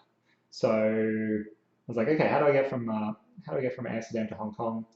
Did a bunch of Googling, Skyscanner, all that sort of stuff, and found that the Russian airline Aeroflot had the cheapest and probably best deals, like most convenient slash cheapest deals from Amsterdam to Hong Kong. You have to go to Amsterdam to Moscow, which is about 3 hours, and then 3 hours from Moscow to Hong Kong. Sorry, then 9 hours from Moscow to Hong Kong. So that was fine, except when I got to Hong Kong, like the planes seemed all normal. Like I had a couple hours in Moscow, had some dinner, and then got on the plane to Hong Kong, fell asleep, and got there. And then when I got there were about 50 people on my plane whose baggage simply did not arrive. Uh, and the reason that we basically got was that they didn't have enough time to process the bags because it was like snowing or something, which was really annoying, but it kind of worked out because that meant I didn't have to take my luggage anywhere for I guess, the day that I was in Hong Kong. So it was okay, but I was basically just hoping that my luggage would show up the next day, which it did, thankfully. I was so relieved. Kind of a long story that kind of ends up nowhere. But yeah, Aeroflot, don't fly Aeroflot. I also tried to get, so like you should like technically get compensation for any emergency costs that you incur if your baggage is delayed with airlines. So like I bought a couple of t-shirts and like some socks and underpants and stuff like that, and just like a toothpaste. So like the bare minimals, and went through their process online of trying to like claim these costs due to delayed baggage, and it turns out that basically I need to like physically mail like a bunch of stuff to their offices in Moscow to even be eligible for like claiming compensation, which is like so dumb. So like firstly they mess up the bags, and secondly it's literally impossible to get compensation. So I'm just glad my bag wasn't lost. Anyways, don't fly Aeroflot Russian Airlines. There's literally like the first airline that I've had problems with, and I fly a decent amount. Maybe Tiger Air in Australia. It's not the best, but it's fine, nice and cheap. But yeah, just hopeless. GAN should pay for my flights. They do. Don't worry. The differences between my solving styles and the Via brothers. Via brothers have. Okay, so Philip and Sebastian, they can both turn very smoothly between stages. And probably turn a little bit more quickly and more stable, like have more stability than I do, but they don't know as much about like last layer algs, edge orientation, influence during F2L. They're not color neutral, so that's where they kind of lose a little bit. My favorite YouTuber. Who's my favorite YouTuber? Actually, Jaden McNeil. I do not cube often in public. Do I think it's possible there will be new and faster solving methods for big cubes? Centers, edges, 3x3. Well, there's Yao for big cubes, which seems very viable and maybe faster, but I haven't practiced it very much. But there's not going to be anything like, revolutionary, like, solving into like, yeah, it'll be centers, edges, 3x3 based. That'll be like the rough process. What were those screen things on the flight to your first competition? I have no idea. Do I have my engineering degree? No, I do not. I kind of withdrew from that with the intention of maybe going back because I have literally no idea what I want to do in terms of career. So I'm working next year in Sydney related to like finance, but if I want to do engineering at some point, then I will finish off my master's degree, but I don't have any like rush to do that or like desire to necessarily work in engineering. Um, did you used to cube in public? I used to bring my cube to school sometimes, and then that kind of got annoying for people, so then I stopped. Do you think we'll start avoiding parity on big cubes anytime soon? 4x4 maybe, but it's way too hard. Like trying to trace edge cycles in inspection as well as plan your first two centers slash maybe a cross edge, as well as trying to keep track of how many slice moves that you're doing during the cross and centers is very, very tricky. Very, very tricky. Like I don't see it as viable unless someone figures out some sort of better approach. It was mechanical engineering, Langston, but that was like I think also mechanical engineering is kind of the default engineering. It's just a mix of like you're a general like physics, maths, programming, um, and maybe a few other bits and pieces. Because again, I didn't really know specifically what I wanted to do.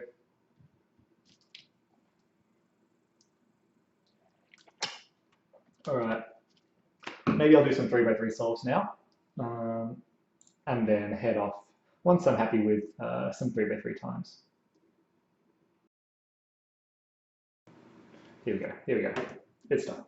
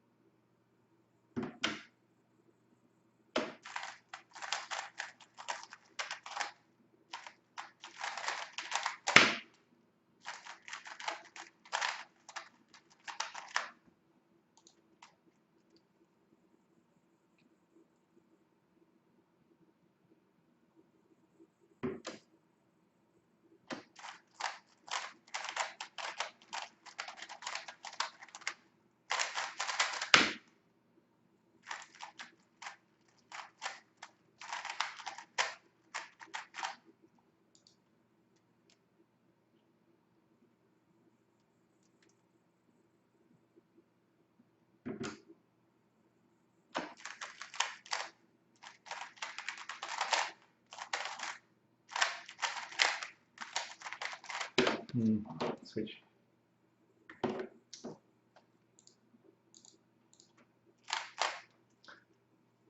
Stream until I sub 5 average 12. Perhaps not. I didn't do the giveaway. I'll do that right at the end. It's like this thing. It's a GAMX Christmas box slash cube. If anyone has any suggestions for how to do it, let me know.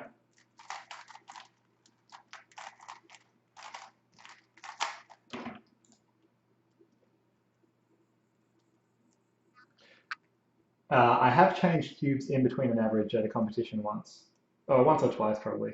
But nowadays you have to get like delegate permission to do that. Previously you could just like do it whenever you want. Oh yeah, yay. I'm gonna get my SN because X isn't working at the moment.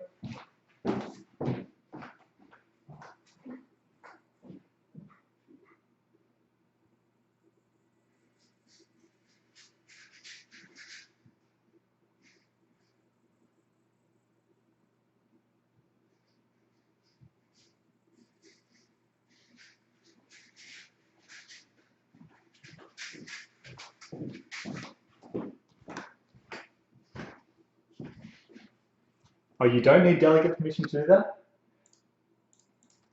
Someone, maybe I heard wrong at a competition, or someone's given me false information. from my understanding, like you can switch cubes. Like the delegate needs to check your new cube because you've switched hardware, but maybe not.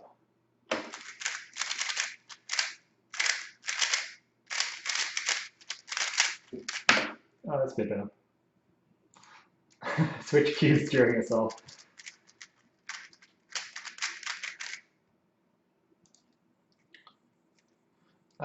Yeah, no, honestly, my cube preference is really dependent on like how the cube is feeling.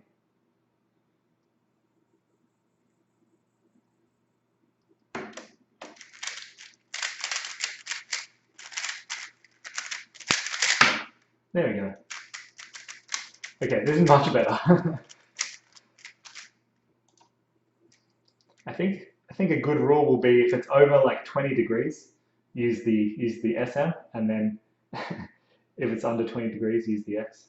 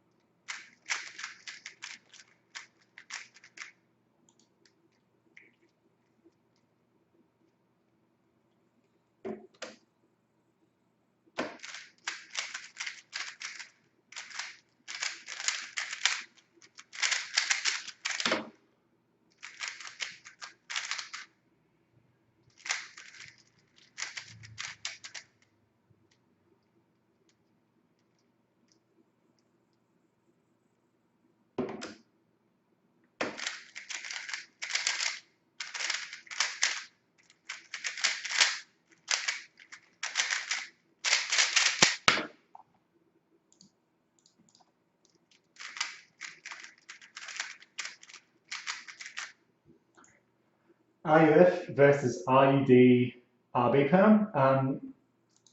RB is wait, which one is RB? Can't remember.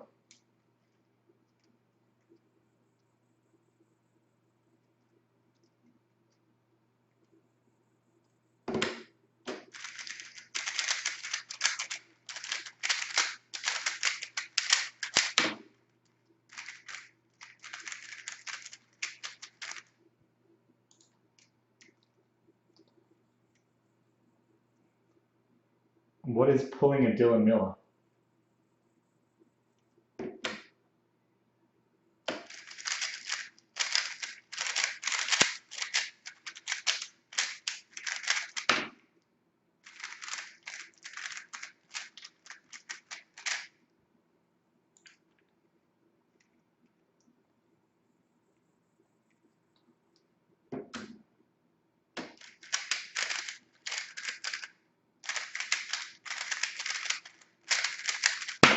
Oh, amazing.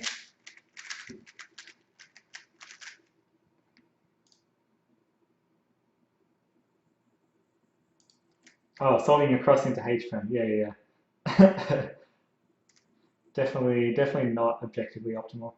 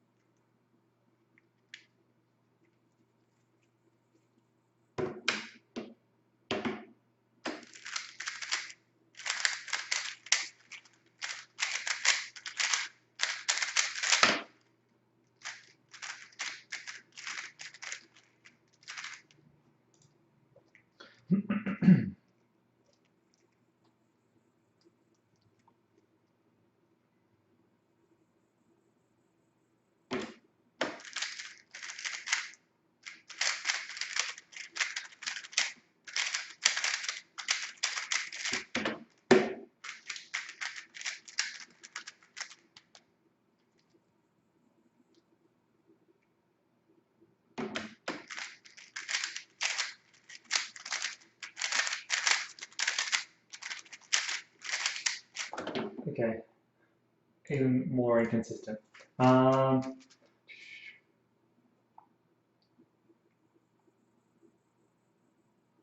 What is loop over? What do I need to do to improve to catch up to Max's times on big cubes? Probably my centers, I would say. Zach, you should spend all your Christmas money to go to Worlds. Okay, RB is, okay.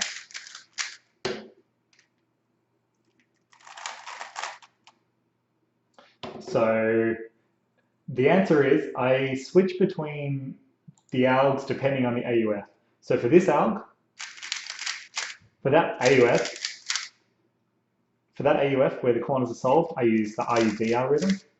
Where you have no AUF, I use the RUF algorithm.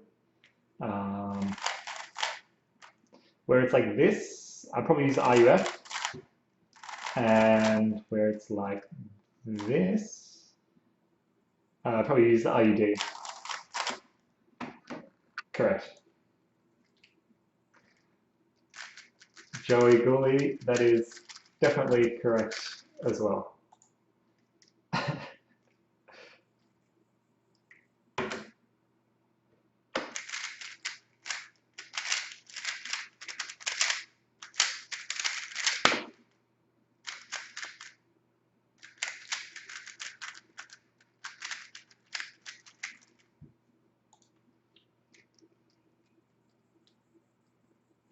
Hmm.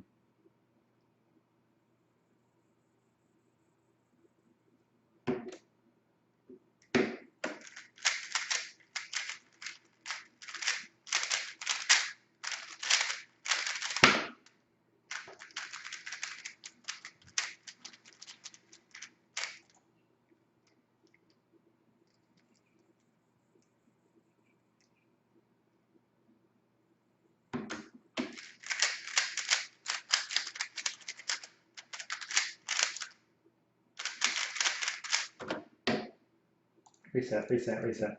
How many sub fours do I have? I don't know, probably like 100 or so. Why aren't you going Adelaide summer? Oh yeah, I'm busy / away doing those during the second half of Jan.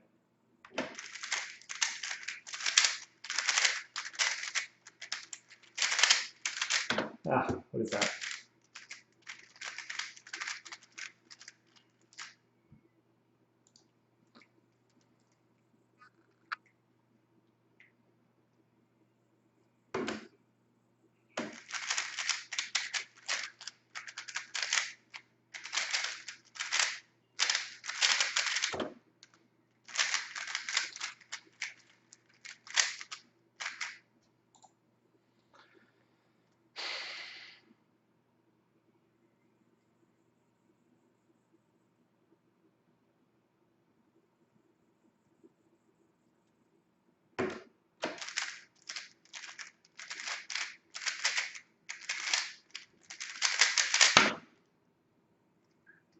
Sub 8 global, probably possible on one hand.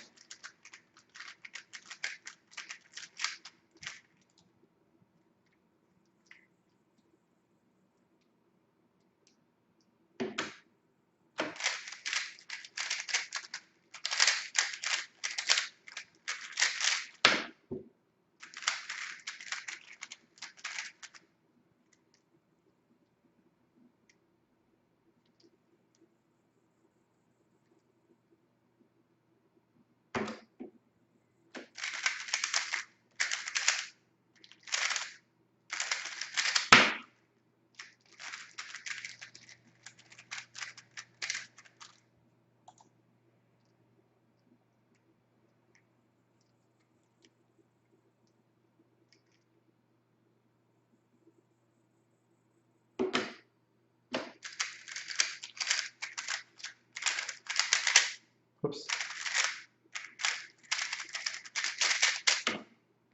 Reset.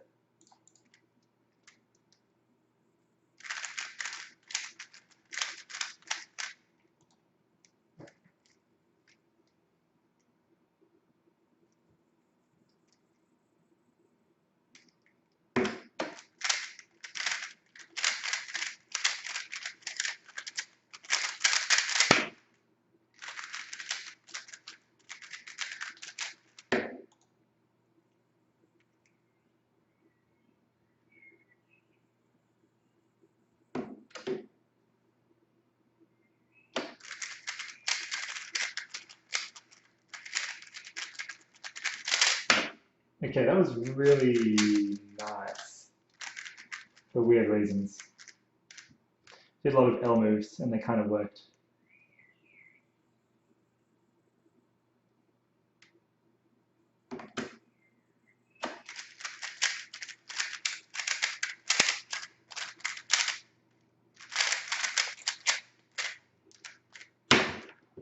Ah, don't rotate and peel up, kids.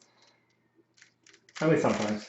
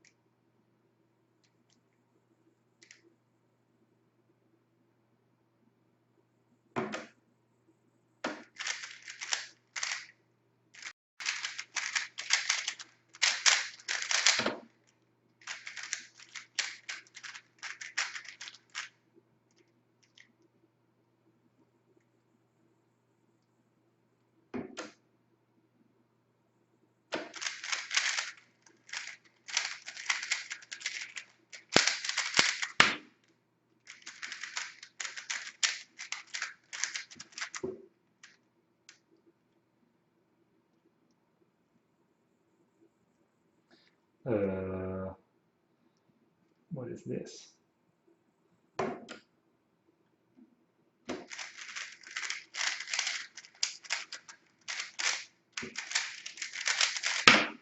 No.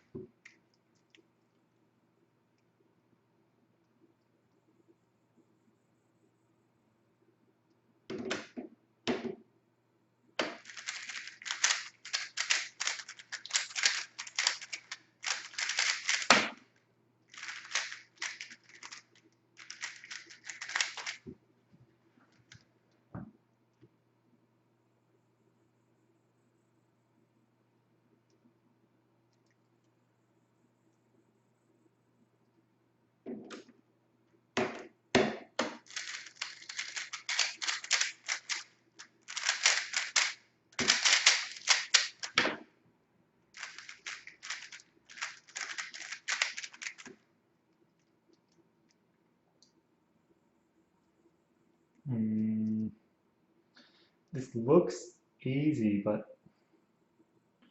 is really not. Oh no, there we go. Wait, what am I doing?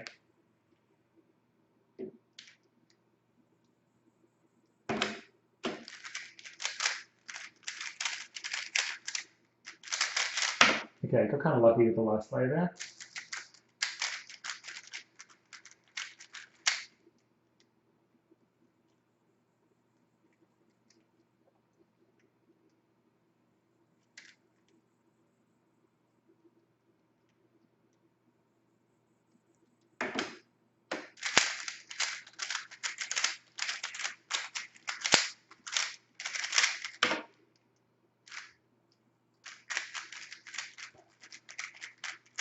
I seem to solve a lot better when I don't actually like talk to the stream.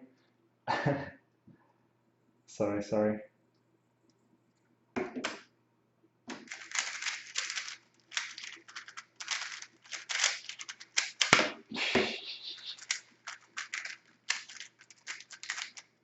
That was a 7 move last layer.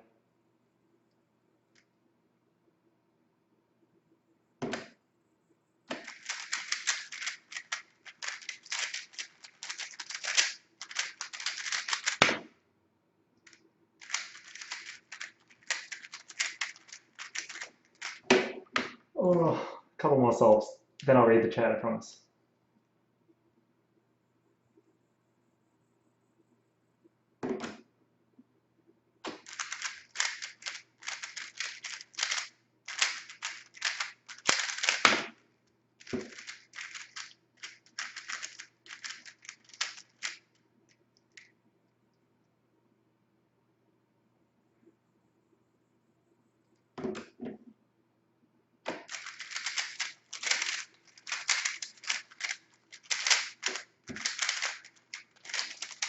Nah. Okay.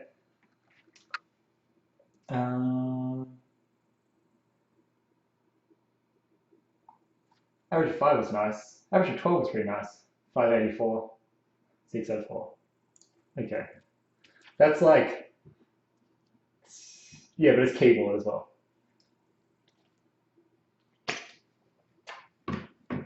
But I think I know, yes, I've successfully diagnosed the reasons to get the things I can do to get faster over the course of the last 3 hours. First diagnosis is switch to a cube that's more appropriate for the session or for the environment. And secondly, don't talk to the chat between every single solve and actually focus. All right, which IDOs? Yeah, Kian is definitely mad at my keyboard. I don't always warm up for official solves with. Oh no, APEMS. Good question. This one. That one's good. That one's good for two-hand, yeah.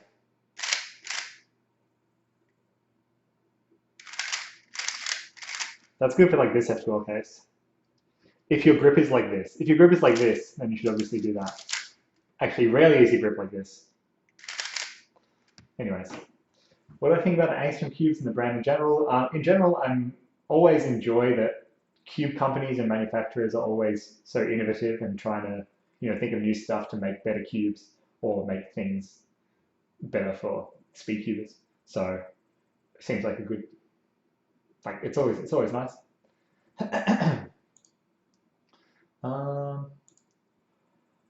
Okay, I might head off kind of shortly.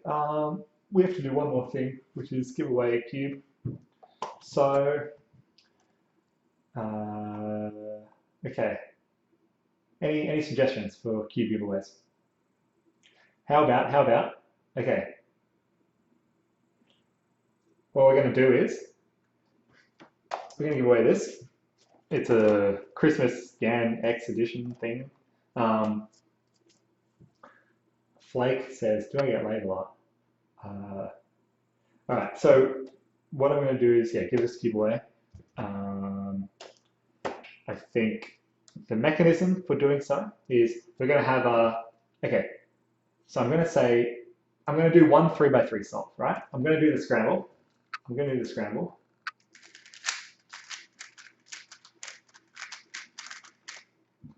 And based on this scramble, people need to guess what time I'm going to get. Now, wait, I don't know if this is a good mechanism though.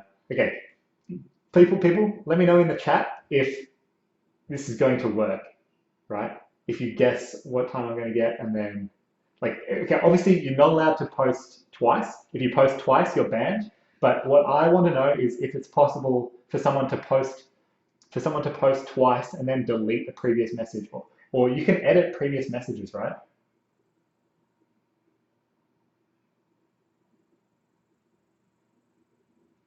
Like, is this a problem if people are going to be editing previous messages? You can't delete or edit on Twitch. Thanks, Pots.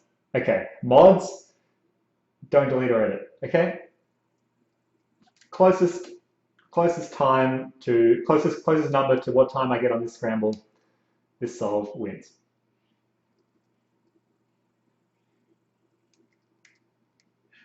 All right.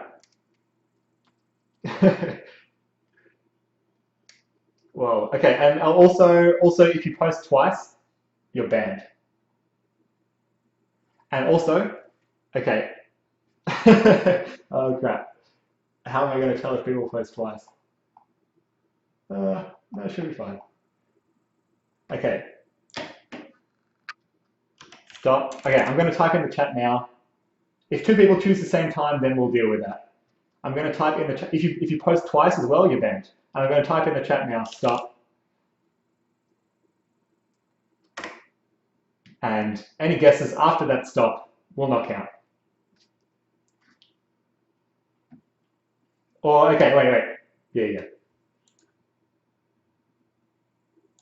Okay, perfect. All right, we've got all of our guesses. Any guesses after this stop will not count. Let's do the solve.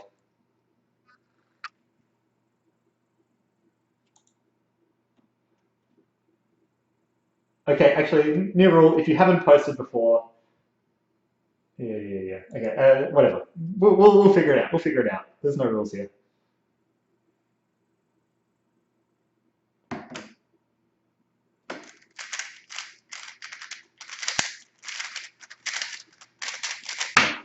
$5.47. Anyone say $5.47? What do we got? A $5.64. $5.45 from Freedom Sock.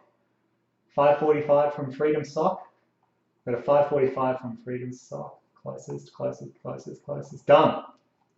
$5.45 from Freedom Sock. So you guessed $5.45, I got $5.47. So I will message you now. How do I message? Add friend. Whisper. Is that a whisper?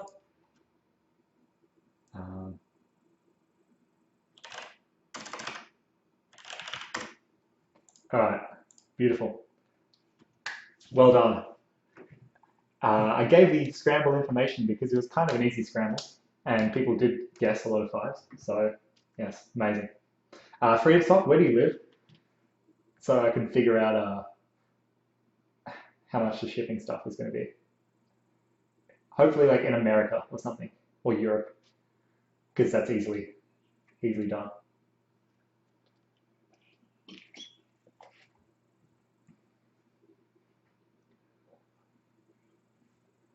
Or don't say your address, obviously. Argentina. Oh, Argentina. Okay. That should be fine. Let me check if Australia Post. Like, how's your postal service in Argentina? Because sometimes when I posted so many cubes out over the years, and sometimes like I don't think I've ever had anything that's gotten lost actually, but sometimes it just takes quite a long time. So, how's the postal service?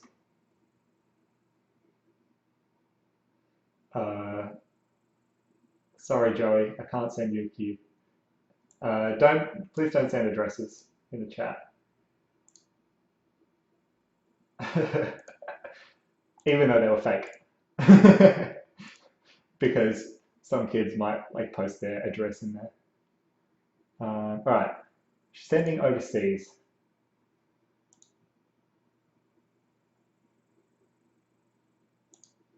International delivery. let me check. We should be able to send to Argentina from here to, yep, seems to work, all checks out. No, it's definitely possible, but like, so Australia Post is quite good. It's just sometimes, yeah, it depends on like the country's postal service, the quality of the country's postal service, uh, what happens to the queue. But I haven't had anything get lost before, so as long as your address is like fairly clear, then it should get to you. So yeah, send me email.